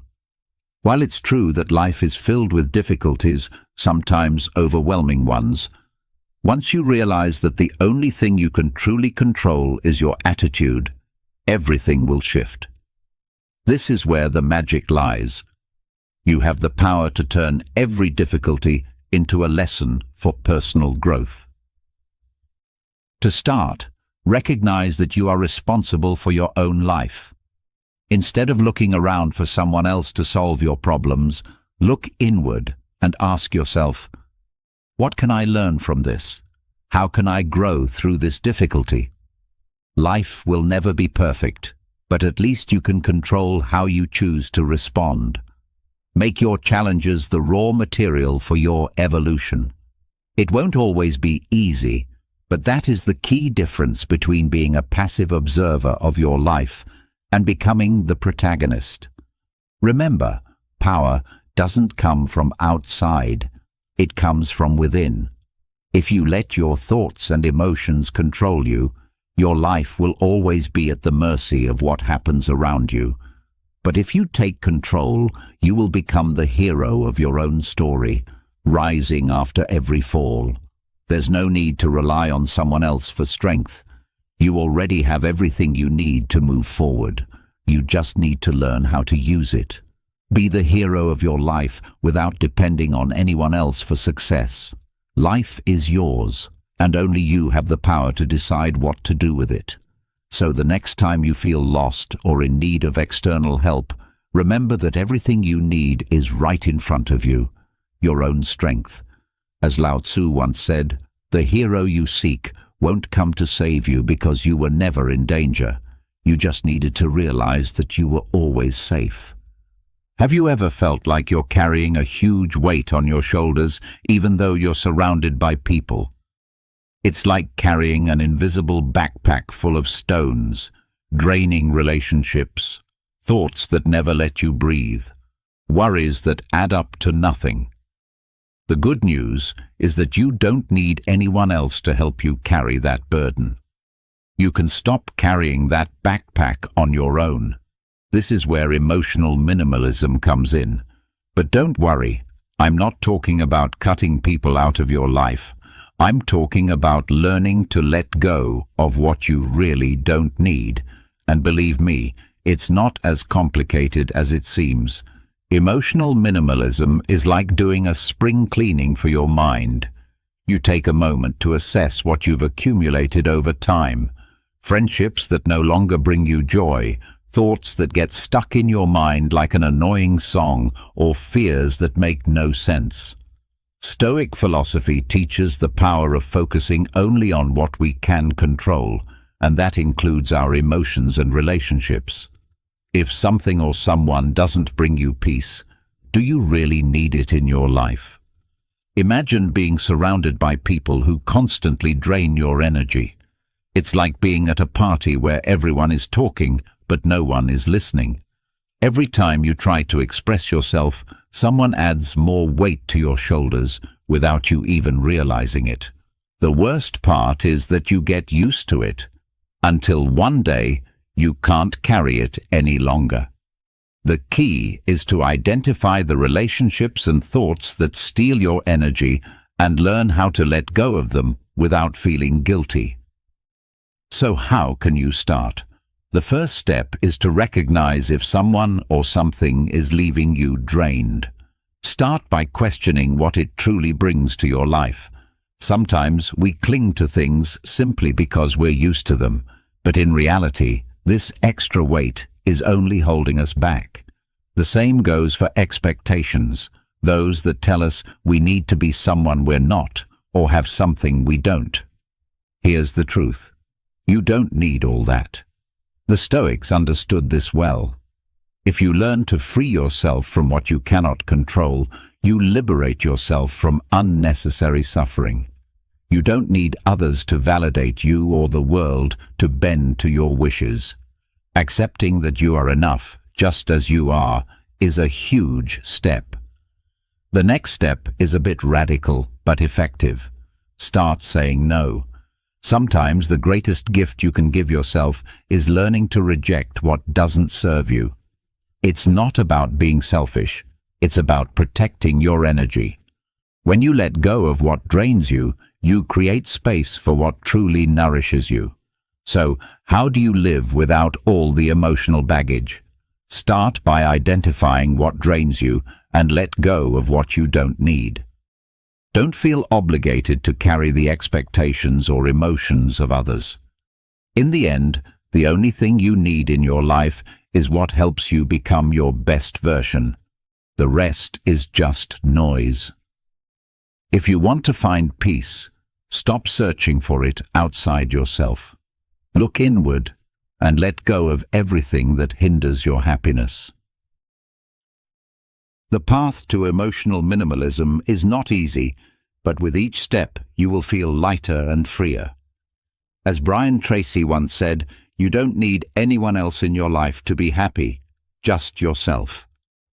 Have you ever thought about what it really means to be free? I'm not talking about the freedom to do whatever you please, like skydiving or eating pizza at 3 a.m., though that certainly sounds fun. I'm talking about the real kind of freedom, freedom that allows you to live life on your own terms, without the pressure of a boss, a lender, or a credit card controlling your every move. That's the kind of freedom that financial autonomy provides. And as you may know, true freedom is not free. Want to be independent? You have to earn money and stop spending more than you have. The problem is, we're not talking about a video game where you can restart every time you fail. In real life, taking control of your finances is more like learning to ride a bike. At first, you fall and scrape your knees, and you might wonder if it's really worth it. But if you persevere, eventually, you'll be able to go wherever you want without depending on anyone else. First, you have to understand that financial freedom doesn't just happen on its own. It's not a gift someone hands to you in a box. The truth is, everyone who has achieved financial independence has worked hard to free themselves from the chains of money. There are no shortcuts. It's not just about earning more, it's about managing what you already have. This is where Stoic philosophy comes in, accepting that life isn't always easy, but the key lies in how we respond to difficulties. The Stoics knew that the true source of freedom is controlling what we can control, and you, my friend, can control your finances. Start by making a realistic budget. I know it might sound boring, but think of your life like a game of chess and your budget as your strategy. Without it, you're just moving pieces without purpose. When you know exactly how much money is coming in and going out, you take the first step in making money work for you rather than the other way around. Get rid of debt as if it were a parasite. Debts can sneak into your life without you even noticing, and before you know it, they've become the worst kind of tenant, staying longer than they should. Do your best to eliminate them as quickly as possible. Invest in your future, because financial independence isn't achieved just by saving. You need to make your money work for you. This doesn't mean rushing into stocks without understanding them, but over time, you'll realize that if you do it right, your money can grow, just like a well-watered plant. Be mindful of your spending. There's nothing sadder than living on autopilot, spending money on unnecessary things. If you learn to say no to those impulsive purchases, you'll be taking significant steps toward financial autonomy. Remember, what you don't see, you won't spend. Being free doesn't mean having piles of money under your mattress. It means having control of your finances and not depending on anyone to keep you afloat. Most importantly, it means having the power to make decisions without worrying about the economic consequences. Financial independence is not something that is simply handed to you. It is a decision, a journey that requires careful, consistent effort. It is something you must gradually build, step by step, through dedication, sacrifice, and strict discipline. True freedom, in its purest sense, cannot be bought or traded.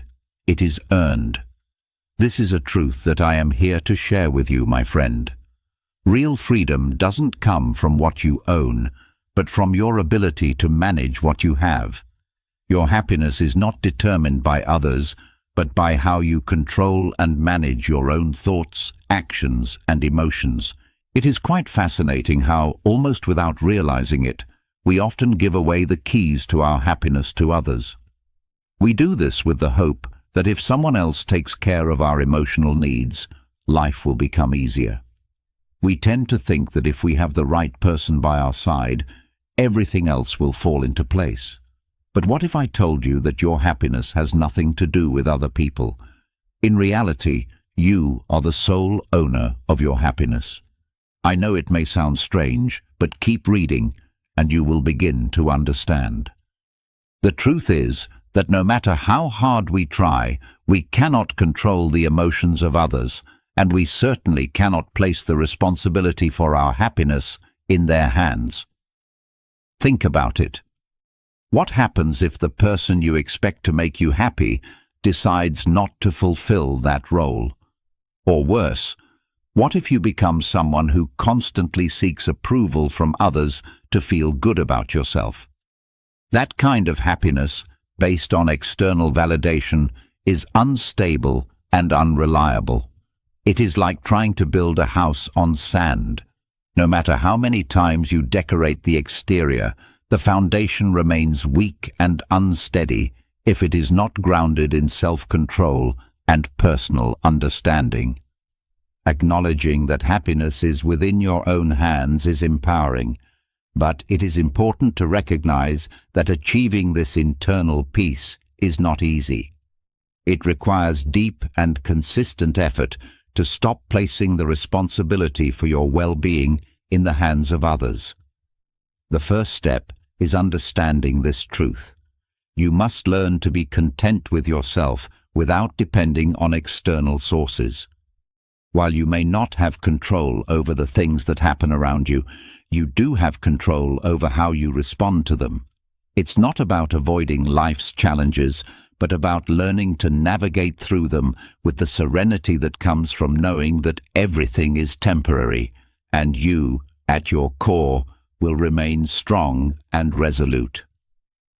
So, the next time you feel trapped by the opinions or actions of others, remember this. You are the only person who has the power to decide how to live your life. Happiness does not come from outside sources. It is something that is cultivated from within. Once you learn to be happy on your own, you will not need anyone else to feel complete. After all, if you don't learn to be happy by yourself, who will do it for you? Let me make this very clear, my friend. Happiness is not something you will find in others. It is in how you choose to perceive the world around you. Now, let's talk about strength in adversity. Have you ever felt like the entire world is crashing down around you? Problems seem to multiply in ways that make you feel utterly helpless, as though you don't even know where to begin. In those moments, it's natural to think, who can save me from all this? But let me tell you something important. You don't need anyone to rescue you from life's difficulties. What you need to do is learn to adopt a Stoic mindset. Stoic philosophy is not just a collection of ancient ideas meant to make someone appear wise. It is a powerful emotional survival guide that teaches you how to stand firm during life's toughest moments. Rather than waiting for someone to swoop in and save you, Stoicism trains you to become the hero of your own story, no matter how dark the circumstances may get. Far too many people spend their lives waiting for fate or someone else to help them, but that's not how you learn to endure through life's challenges. The true strength comes from being able to remain calm and resilient no matter what life throws your way.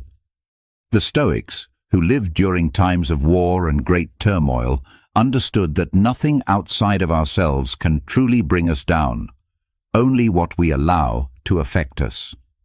The key to your personal power lies in understanding the difference between what you can control and what you cannot. You can control your thoughts and reactions, but you cannot control others, the weather, or the unexpected phone call from your boss asking you to do something you hadn't planned. What you can control, however, is how you choose to face these challenges. I am not suggesting that you should become a cold, unfeeling robot. What the Stoics propose is that instead of being swept away by an emotional tide, you learn to swim against the current. It's like falling into a mud puddle. Rather than complaining and becoming upset, you simply stand up, knowing that the mud is temporary and that you have the strength to rise above it. Stoic calm is not the absence of emotion, but the ability to prevent your emotions from controlling you. One Stoic technique to help you do this is called negative visualization. This might sound a bit strange, but it's actually quite simple. The idea is to imagine the worst possible scenario that could happen in a situation that is causing you anxiety. When you visualize this worst-case outcome, you realize that it doesn't destroy you. It's not as scary as it seemed at first. This exercise helps prepare you for whatever might come your way, enabling you to face challenges with greater strength and serenity. Another piece of Stoic advice is to remember that you do not need anyone to make you feel complete. Now, don't get me wrong, I am not saying that you should stop loving your friends or stop appreciating the support of those who care about you. But emotional dependency on others is an obstacle. When you learn to manage your own emotional life and find peace within yourself, you come to realize that you don't need anyone else to be your anchor. True strength comes from within. When you cultivate this inner strength, you'll realize that you can face any storm without losing your peace of mind. Life will continue to present challenges. That is inevitable, but it's how you respond to those challenges that truly defines your journey. Stop waiting for circumstances to change before you can find peace. Take control of your life and face whatever comes your way with the calm confidence of a modern Stoic. True peace is not the absence of problems, but the ability to choose how you respond to them. Finally, let's explore the idea of being everything you need. Have you ever stopped to think that you don't need anything or anyone to be happy? It may sound strange, especially in a world where so many people are searching for something or someone to make them feel complete. But bear with me, because this is where things get interesting. When you learn to become everything you need, life transforms in ways you can't even imagine. The first thing you need to realize is that depending on others to feel happy is not only a myth, it's a mistake. Of course, it's wonderful to be surrounded by people who care about you, but if your happiness relies entirely on others, you will never fully control your own life. It's like relying on someone else to recharge your emotional batteries. But what if you could be your own charger? What if you could find that power within yourself? This is where self-awareness comes into play. Getting to know yourself is not a quick process. It's not a 5-minute introspection session followed by immediate answers. It's a long, sometimes uncomfortable, and often challenging journey. But the rewards are immense. When you truly understand yourself, you realize that you don't need constant validation from others. You don't need their approval or their love or their attention to feel good about who you are.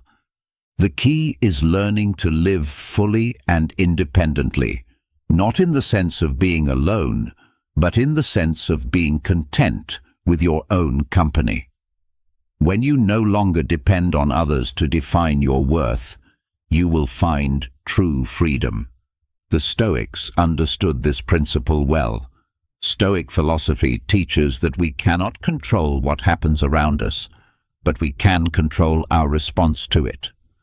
True freedom lies in not needing anything outside of ourselves to feel complete. I know this may sound like something from a cheesy self-help book, but if you think about it, it makes perfect sense. When you base your happiness on people or circumstances, You are always on an emotional roller coaster. But when you take control of your own life, no matter what happens around you, and realize that you already have everything you need within you, you find peace. So, how do you get to this point? First, let go of what you cannot control, the opinions of others, their malicious comments, and the external expectations placed on you. Stop carrying around all that unnecessary weight. Make a conscious effort to truly understand yourself. Ask yourself the deep, difficult, uncomfortable questions. Discover what you really like, what makes you feel good without anyone telling you what you need to feel complete. The next step is to cultivate emotional independence. This is not about being alone. It's about being at peace with yourself, enjoying your own company, and not feeling like you need anyone else to make you feel whole. With every step you take toward this independence, you'll be closer to realizing that you are everything you need to be. Life is about understanding that happiness doesn't come from the outside world. It comes from within.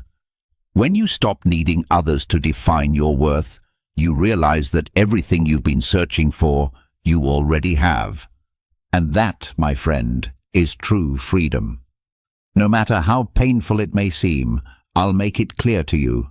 Fulfillment doesn't come when you find what you're looking for. It comes when you realize you already had everything inside of you all along. Imagine this. Right now, you have the power to turn your greatest challenges into your most meaningful successes. But how, you may wonder? Today, we're diving into Stoicism, an ancient philosophy that has helped people overcome adversity and find peace in the midst of chaos for centuries. Think back to a time when you faced a situation that tested your patience or shook your confidence. How did you react? Were you controlled by your immediate emotions, or did you choose a response aligned with your core values and beliefs? This is where Stoicism comes in, guiding us to approach life's challenges with courage, wisdom, and composure. Today, we'll explore a powerful idea with ancient roots that is just as relevant today: the practice of training your mind to respond, not react. This isn't just about staying calm in difficult situations. It's about developing a deep awareness and being fully present in the moment.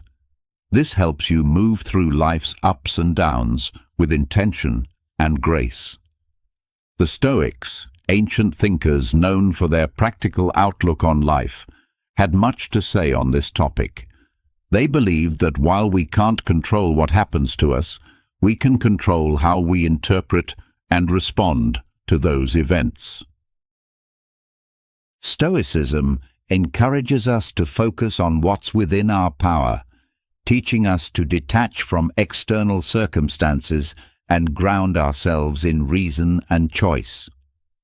This wisdom can inspire us to pause, reflect, and choose our actions thoughtfully rather than reacting impulsively. Why is this important? Consider how much of our stress, regret, and frustration stem from quick reactions to what others say or do. Imagine being able to stay calm, centered, and thoughtful, even when the world around you is anything but. This isn't just about finding inner peace. It's about becoming a more effective, compassionate, and resilient person. These qualities have the power to transform not only your life, but also the lives of those around you. In today's conversation, we'll explore various strategies that combine insights from modern psychology and Stoic philosophy. These strategies will help you develop a responsive mindset. We'll discuss how to cultivate mindfulness, why responding instead of reacting matters in today's world, how to express emotions constructively, and how to keep the bigger picture in mind, a perspective in which the Stoics excelled. By the end of our discussion, you'll have a toolkit of strategies to help you pause, assess, and respond thoughtfully to whatever life throws your way.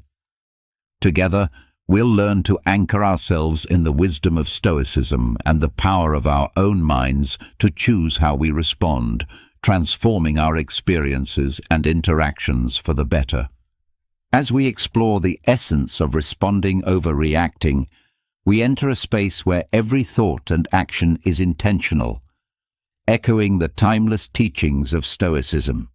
The Stoics, those ancient philosophers from Greece and Rome, held principles that are incredibly relevant to our fast-paced modern world. They emphasized the importance of mastering our emotions and reactions, teaching that true power lies in our ability to choose how we respond to any situation. So, why is it so important to cultivate the ability to respond rather than react impulsively? Imagine you're in a tense meeting or facing a personal challenge.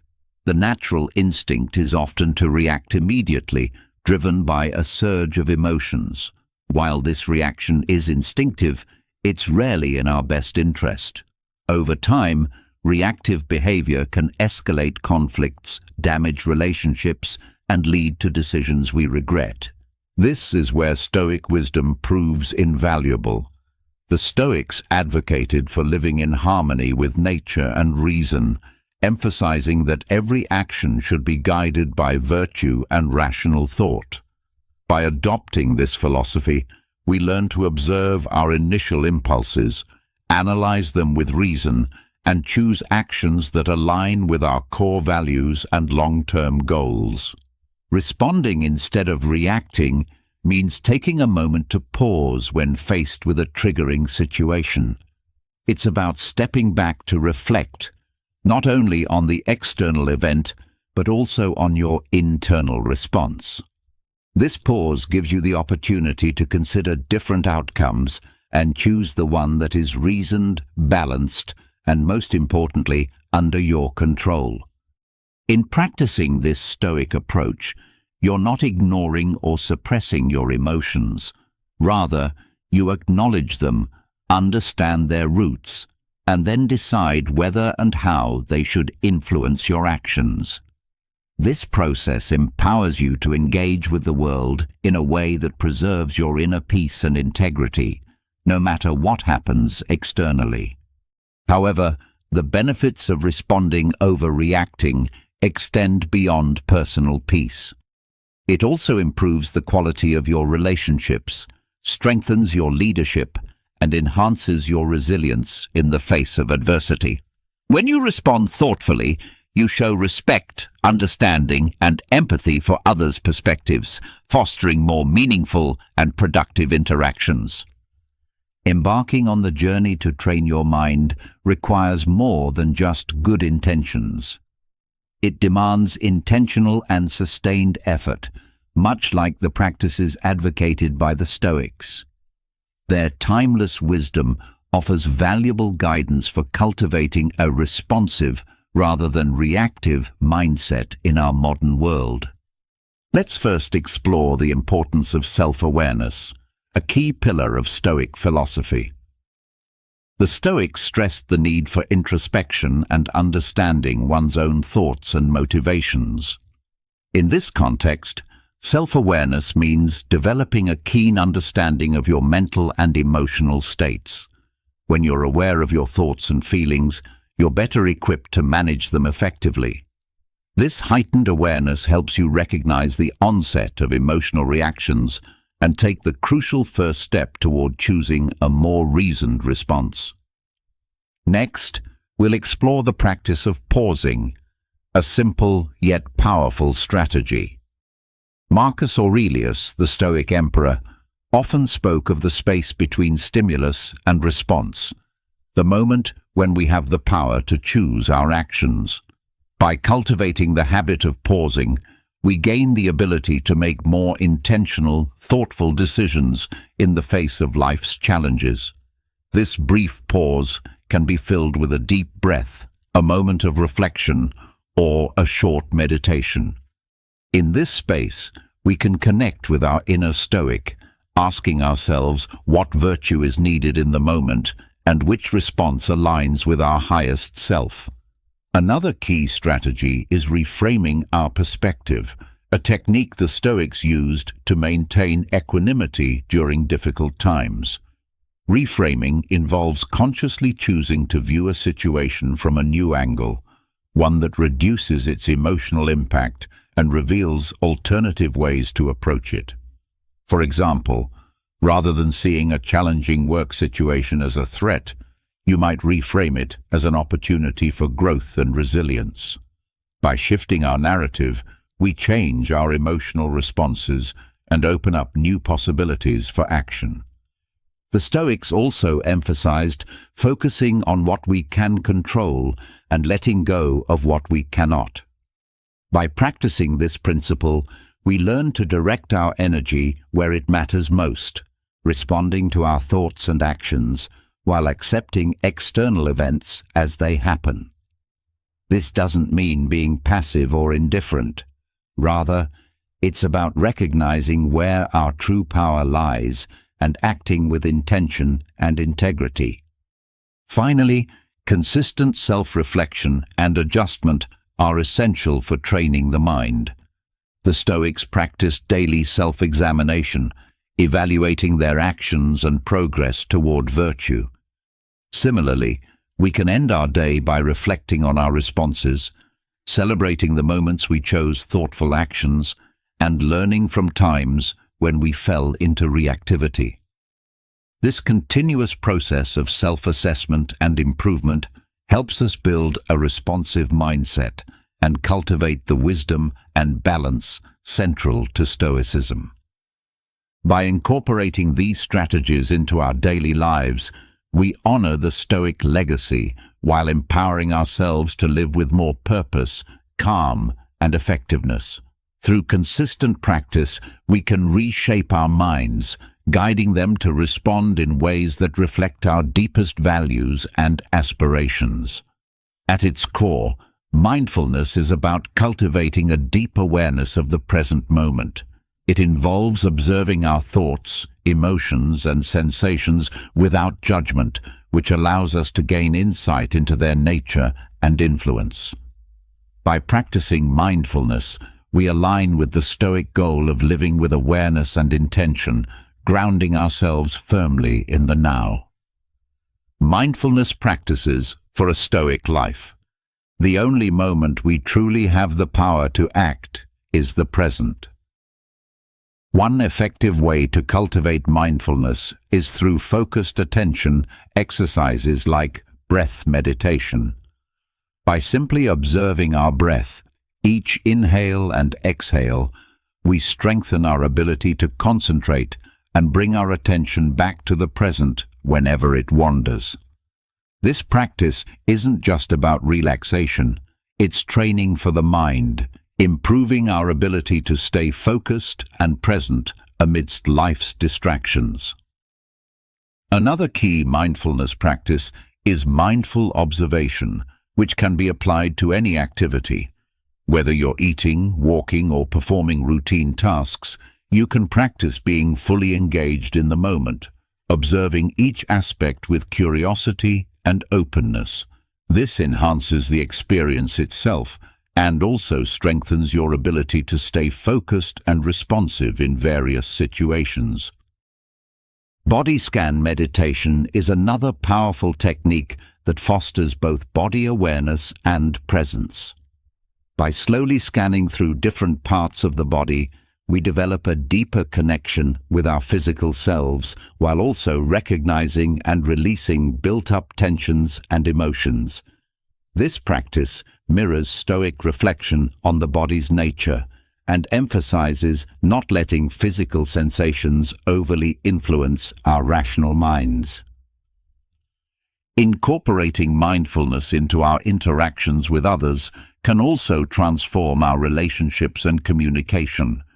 By being fully present, listening attentively, and observing without judgment, we foster deeper understanding and connection. This practice aligns with the Stoic value of empathy and the recognition that others too are rational beings navigating their own challenges and experiences. Implementing response over reaction in daily life. By embracing these mindfulness practices, we follow a path laid out by the Stoics, one that leads to greater clarity, tranquility, and effectiveness in our actions.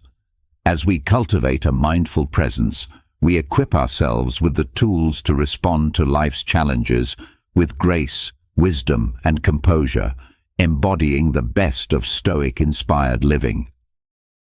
Let's now shift our focus to the practical application of the mindfulness and Stoic insights we've gained, aiming to create a lifestyle where thoughtful responses take precedence over impulsive reactions. The goal of practicing response over reaction is not about suppressing our natural instincts.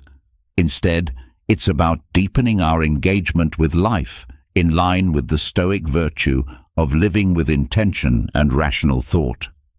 To truly embody the principles we've discussed, it's essential to establish daily practices that help us respond thoughtfully. Picture yourself in a challenging situation, perhaps a disagreement at work or an unexpected setback. Your immediate impulse might be to react emotionally, driven by frustration or disappointment. However, this is precisely the moment to tap into your Stoic-inspired training. Pause and reflect on the bigger picture. Ask yourself, what would a Stoic philosopher do? This question isn't about suppressing your emotions. Instead, it invites you to engage your rational mind to evaluate the situation objectively and choose a constructive response. The goal is not to eliminate emotions, but to channel them productively, using reason to navigate through them. Acknowledge your feelings, understand what triggered them, and then, with clarity and calm, decide on the best course of action that aligns with your values and goals. In practical terms, this could mean taking a brief walk to clear your mind before replying to a provocative email. Or it could involve digging deeper into what's truly bothering you in a conflict, addressing the root causes rather than reacting to surface-level frustrations. Each time you choose to respond instead of react, you're reinforcing a pattern of thoughtful engagement with life's challenges, building resilience, and fostering a greater sense of peace and satisfaction. Integrating this approach into your daily routine amplifies its impact. Start your day by reflecting on your intentions, reminding yourself of your commitment to respond thoughtfully in various situations. Make journaling a regular habit, using it to reflect on your responses, celebrate successes, and identify areas for improvement. Above all, embrace a mindset of continuous learning and growth, recognizing that each day offers a new opportunity to practice and refine your ability to respond rather than react. By committing to this path, you're not simply adopting a strategy for stress reduction or conflict management. You're embracing a way of life that reflects the Stoic pursuit of virtue and wisdom. You're choosing to live intentionally, aligning your actions with your highest ideals. In doing so, you contribute to a more thoughtful, compassionate, and responsive world. The journey from reaction to response is transformative, leading us toward a deeper engagement with both our inner selves and the external world. This is the path that the Stoics walked with dedication, and now, with their wisdom guiding us, we too can navigate life's challenges with grace, equanimity, and rationality, embodying the true spirit of Stoicism in our modern world. The core of our exploration is not just about managing our reactions in isolation, but about integrating a thoughtful, responsive approach into the fabric of our lives. By embracing Stoic principles, focusing on what we can control, acting with reason, and striving for virtue, we empower ourselves to face life's challenges with greater calm and purpose. This Stoic-inspired path invites us to view every moment as an opportunity to practice our commitment to responding thoughtfully rather than reacting impulsively. Whether we face daily frustrations, major setbacks, or significant decisions, each situation is a chance to embody Stoic virtues like wisdom, courage, justice, and temperance. By consistently choosing to respond thoughtfully, we not only enhance our own well-being, but also positively impact those around us. Remember, the journey to mastering response over reaction is ongoing, requiring continual learning and growth. Like the Stoics, we must embrace the discipline of self-reflection, regularly assessing our progress and adjusting as needed. This commitment to personal growth not only brings us closer to our ideal selves, but also resonates outward, influencing our relationships, communities, and the broader tapestry of interconnected lives. As we near the end of this journey together, remember, every moment is a choice. Each moment is an opportunity to embody the calm, resilience, and wisdom of Stoicism in the fabric of our lives. Your responses are threads that weave your character with intention and purpose. Life often confronts us with the difficult reality that people are not permanent fixtures. We form deep bonds, develop emotional ties, and build relationships that feel central to our existence. But what do we do when those ties break? How do we deal with the emotional void when someone we once held dear no longer has a place in our life? Or worse, when we come to the painful realization that they never valued us the same way? These are questions that stir deep within us. How do I stop caring? Is it possible to detach emotionally without feeling like I'm losing a part of myself? This is precisely where the philosophy of Stoicism, especially the guidance of Marcus Aurelius, becomes profoundly helpful. The Stoics were not emotionless or detached in the cold sense. Instead, they mastered the art of understanding emotions, not by suppressing them, but by placing them in balance, allowing reason and clarity to lead the way. Emotional detachment, in this view, is not about becoming numb. It's about reclaiming the ability to act with calm, purpose, and strength, rather than being swept away by emotional chaos. In this article, I want to walk you through 5 enduring Stoic principles that will help you emotionally detach from someone, with Marcus Aurelius's timeless wisdom serving as our guiding light. This is not merely abstract philosophy. It is practical wisdom meant to transform the way you relate to others and to yourself. The first rule is to truly grasp the fleeting nature of life. Marcus Aurelius reminds us, everything we hear is an opinion, not a fact. Everything we see is a perspective, not the truth. When we grow emotionally attached to someone, we often become attached to our version of who they are. We create a story about their role and significance in our lives. But Stoicism teaches that all human connections are temporary. Today, someone may be at the center of your life, and tomorrow they may not be. The reasons may vary: distance, death, or simply drifting apart over time, but the outcome is the same. They leave. This idea may sound harsh at first, but it's actually liberating. It is the foundation of emotional detachment. When you embrace the reality that nothing is meant to last forever, you begin to appreciate the present more deeply. Have you ever picked up a handful of sand at the beach and tried to hold it tightly? The harder you squeeze, the faster it slips through your fingers. That's how relationships work too. The more you try to cling, the faster they fall apart. I once had a friendship that spanned a decade. We shared everything: hopes, fears, and endless late-night conversations. But with time, our paths diverged. I fought the growing distance, but all it did was prolong the hurt. I had wrapped so much of my identity into that bond that it began to weigh me down. Only when I accepted that our time together had passed was I able to release the burden. Marcus Aurelius would have said the same. Accept the natural ending of things, and your suffering will be lighter when they end. The second rule is to take charge of your emotions by using rational thinking. We often assume that emotions are in control, that they just happen and we must endure them.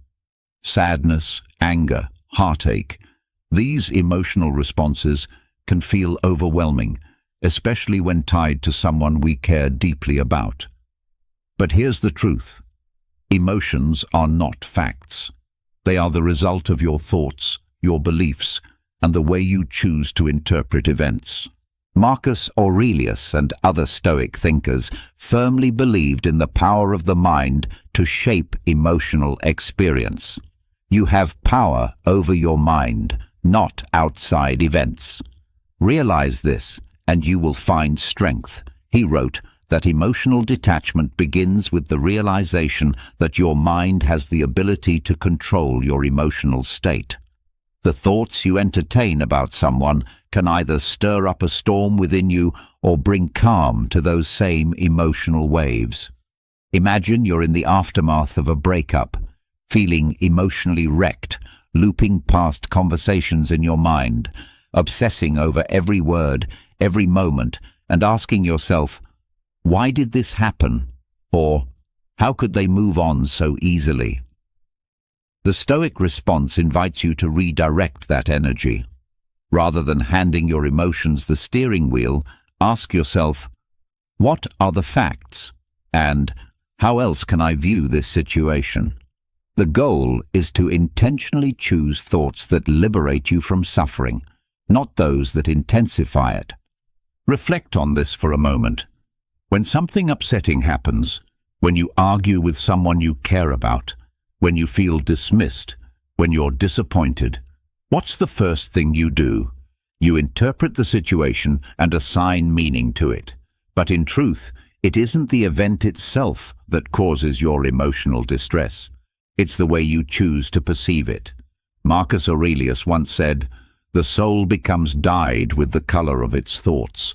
In other words, your emotional experience is shaped directly by your inner narrative.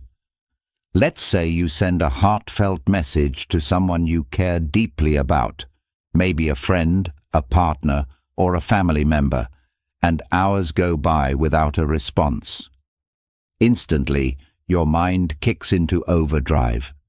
Did I say something wrong? Are they angry with me? Do they even care about me anymore? As time continues to pass, those thoughts snowball.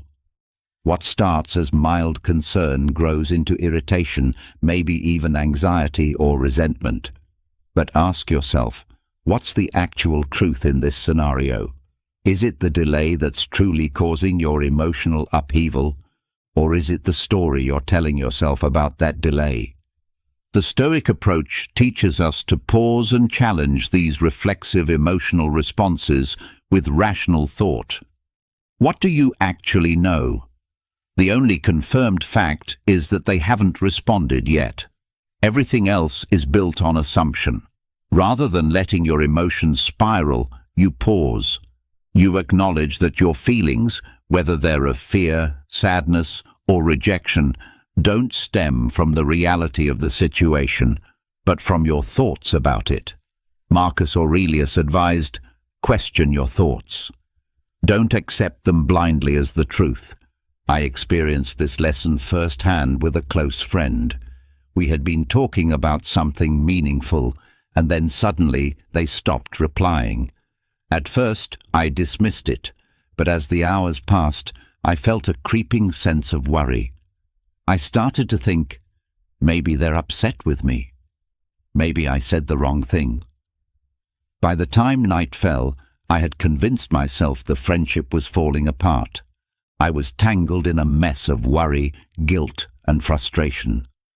But when I finally stopped and looked at the situation objectively, I realized that nothing had actually happened.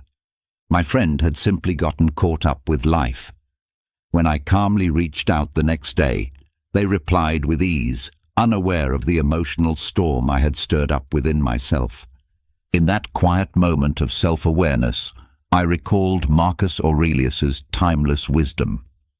Focus on what's within your control, your thoughts and actions, not on outcomes or the feelings of others. When you consciously redirect your thoughts, you begin to let go of the emotional chaos. If you're still here, I encourage you to like the video and share a moment from your own relationships when you noticed this same pattern. Your reflections could help someone else become more mindful and cultivate stronger, healthier connections. Now let's turn to the third principle: practice negative visualization. At first glance, the idea of negative visualization might seem unusual or even unhelpful. Why would anyone choose to deliberately picture the loss of someone or something they hold dear? Doesn't that just cause more emotional distress? But in truth, this ancient Stoic practice, widely embraced by Marcus Aurelius, is actually one of the most effective methods for developing emotional detachment, not by closing yourself off, but by mentally preparing for life's inevitable changes and losses. The concept is simple, yet deeply transformative. By envisioning the worst-case scenario ahead of time, you reduce its emotional impact if or when it does occur. This doesn't mean you should become pessimistic or believe that things will always go wrong. Rather, it's a way of training your mind to accept life as it truly is, instead of clinging to the way you wish it would be. Marcus Aurelius advised, "Do not disturb yourself by imagining the whole of your life's troubles at once. Instead, meet each as it arises with calmness and self-control." In other words, negative visualization is a way to build mental and emotional strength. Think of someone you're very close to, perhaps a romantic partner, a best friend, or a beloved family member. Now, try to imagine your life without them. Picture your days unfolding without their presence, their voice, their support. It may feel uncomfortable or even painful, and that's exactly the point. The Stoics believed that by confronting the possibility of loss in your imagination, you weaken its power to break you in real life. I remember using this practice when my closest friend was considering relocating to another country. We had shared so many years side by side, and the idea of them living halfway across the world filled me with anxiety and sadness. But instead of pushing those feelings away, I embraced them through visualization. I imagined daily life without them, finding joy in new routines, spending time with other people, creating new experiences. So when they finally did move, I didn't fall apart. The loss was still real and it still hurt, but I had already mentally prepared for it. That mental rehearsal made all the difference. Another powerful aspect of negative visualization is the recognition that loss is a natural part of the human experience. Everything you value, whether it's a relationship, a situation, or a possession, will eventually pass, whether through change, separation, or death.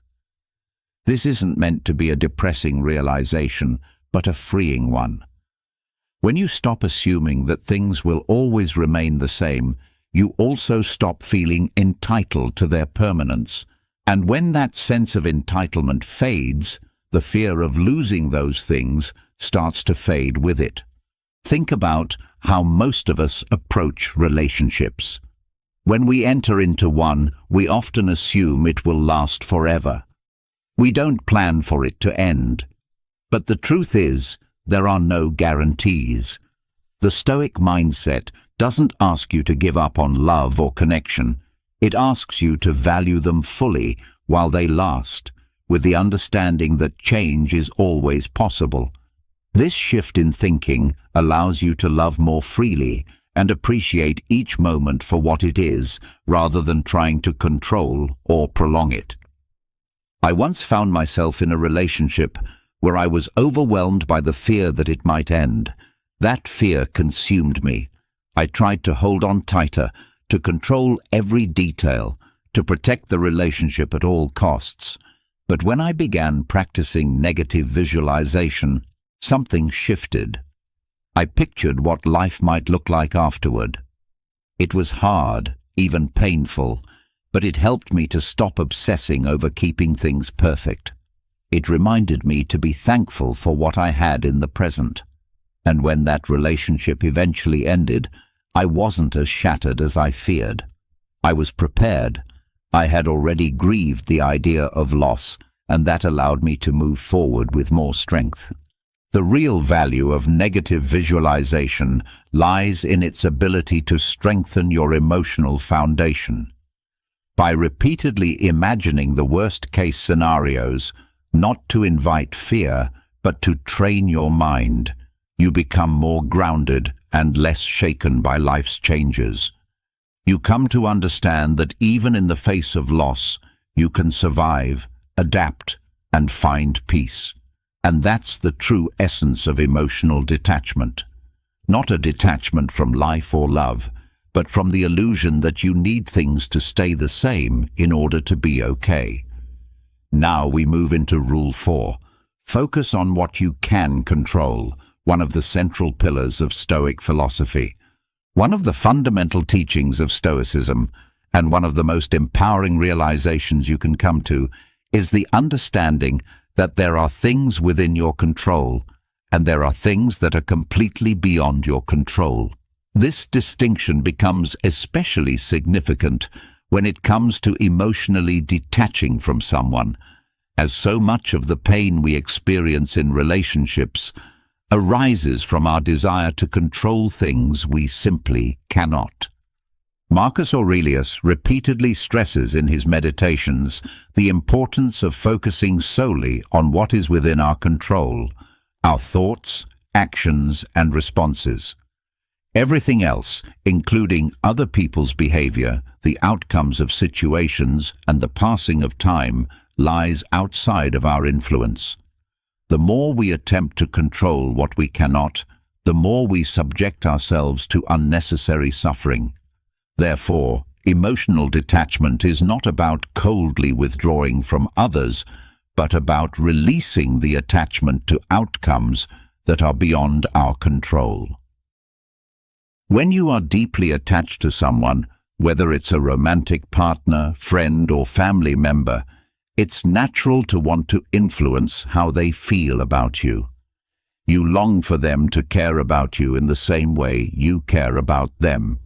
However, the harsh reality is that you cannot control their emotions or actions.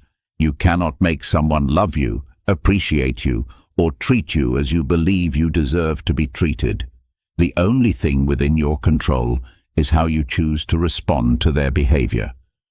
Take a moment to reflect on a time when you tried to influence someone's feelings or behavior.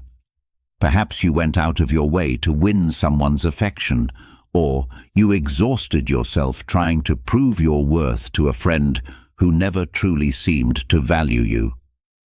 How did that feel? Likely it left you frustrated, anxious, and powerless because you were attempting to control something beyond your grasp. In my own experience, I was once in a relationship where I felt like I was constantly working to keep everything together. No matter how much effort I put into planning dates, sending thoughtful messages, or being emotionally available, it felt like I was always one step behind. They would pull away, and I would try even harder to keep them close. It became a cycle of endless anxiety because I was trying to control how they felt about me.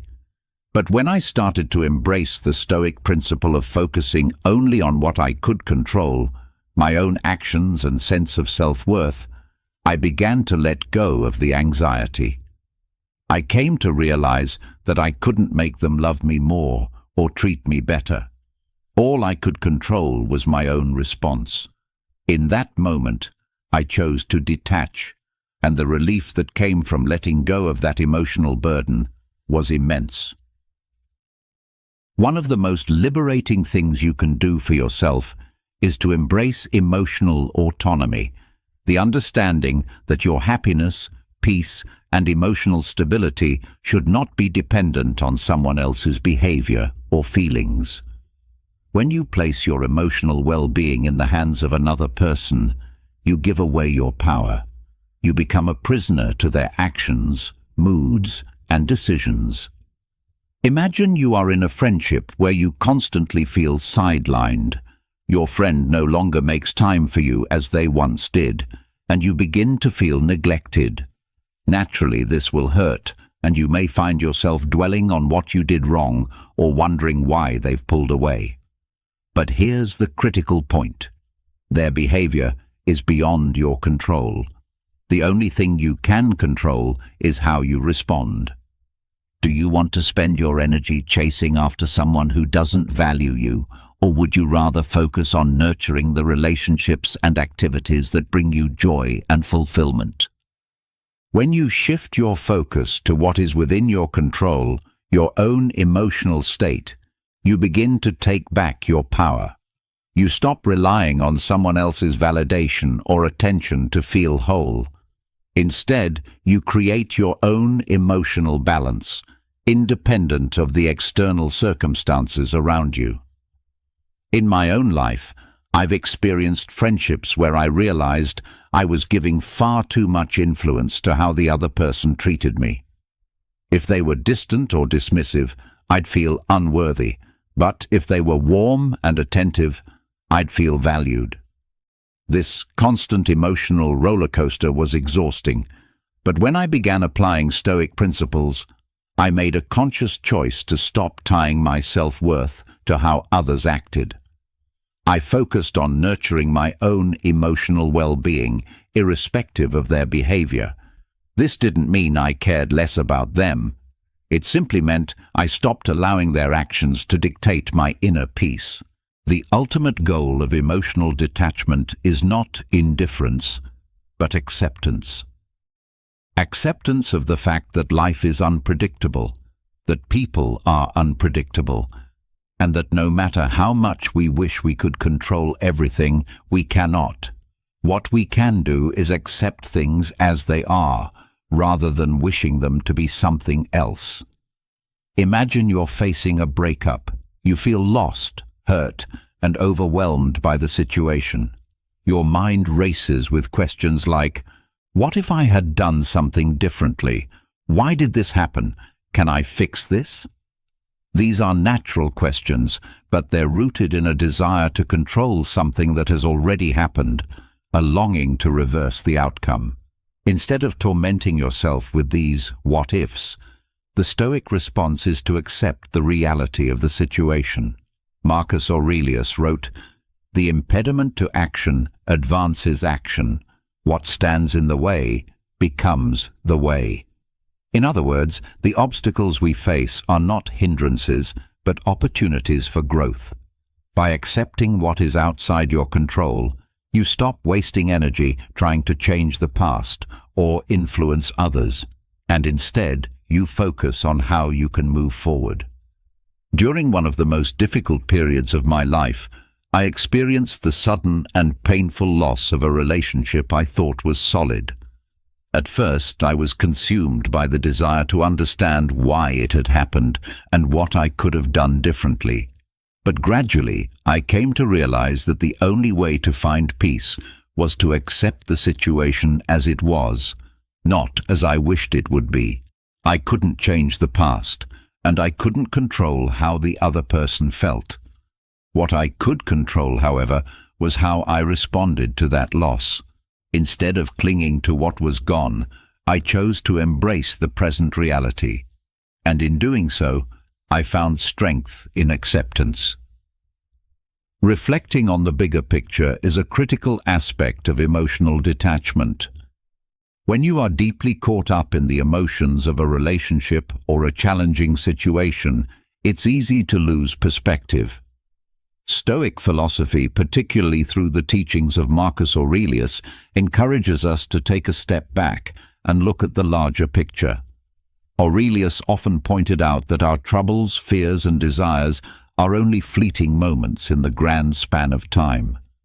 Adopting this broader perspective makes emotional detachment much easier. Ask yourself important questions such as, will this pain matter in 5 years?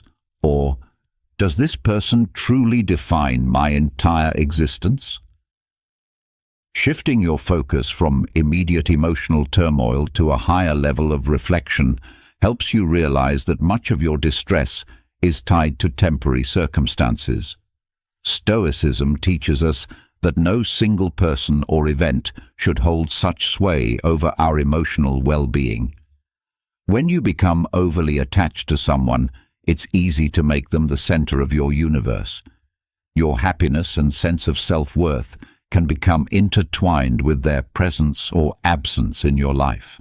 However, stepping back and gaining perspective helps you realize that life is constantly changing, and relationships, no matter how intense, are just one part of your journey.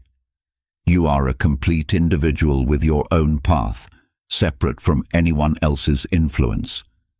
In the midst of a breakup or emotional turmoil, it can be difficult to adopt this viewpoint, but reflecting on the larger picture of your life helps you understand that you've already survived emotional challenges before. Life moved on, and so did you. Think back to past relationships or moments when you thought your world was falling apart. Those wounds healed, and in time you became stronger and wiser. This is the natural rhythm of life. I recall a painful breakup I once went through, which at the time felt like the end of my world. For weeks, I couldn't stop thinking about the past, feeling as though the future had lost its brightness. But eventually, I allowed myself to reflect on the broader scope of my life. I realized that while this person had been important, they were not the defining factor of my existence. They were part of my journey, but not the entirety of my story. By taking a step back, I saw that the relationship was just one chapter in a much larger narrative, and I began to emotionally detach. The Stoics, especially Marcus Aurelius, often spoke about the impermanence of all things, relationships, emotions, and situations. Everything in life is transient. What truly matters is how we respond to these inevitable changes. By reflecting on the bigger picture, you develop a sense of inner peace, knowing that life will continue to flow, regardless of temporary attachments. This expanded viewpoint allows you to emotionally detach, not because you no longer care, but because you understand that clinging too tightly to fleeting things only leads to unnecessary suffering. Emotional detachment is not about becoming apathetic.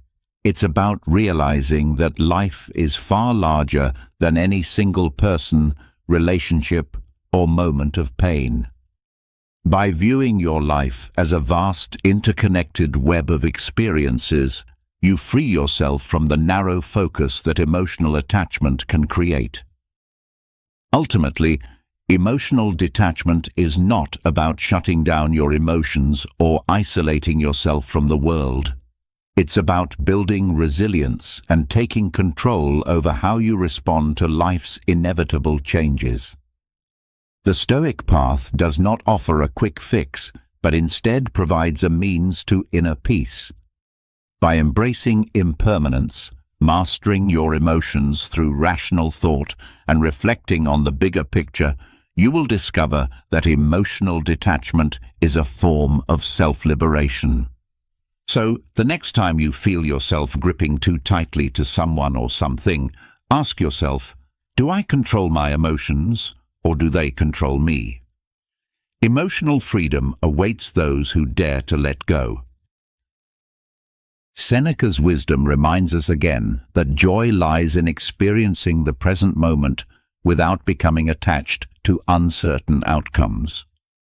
When you build and maintain a life rich with meaningful relationships, regardless of the state of your romantic connection, you reinforce your confidence and emotional independence. This approach can shift the dynamic of your relationship and also prepare you to meet life's difficulties with steadiness and strength. If you found this video meaningful, please give it a like, subscribe to the channel, and leave a comment. Your engagement helps YouTube recognize the value of this content so we can continue creating more videos that make a difference.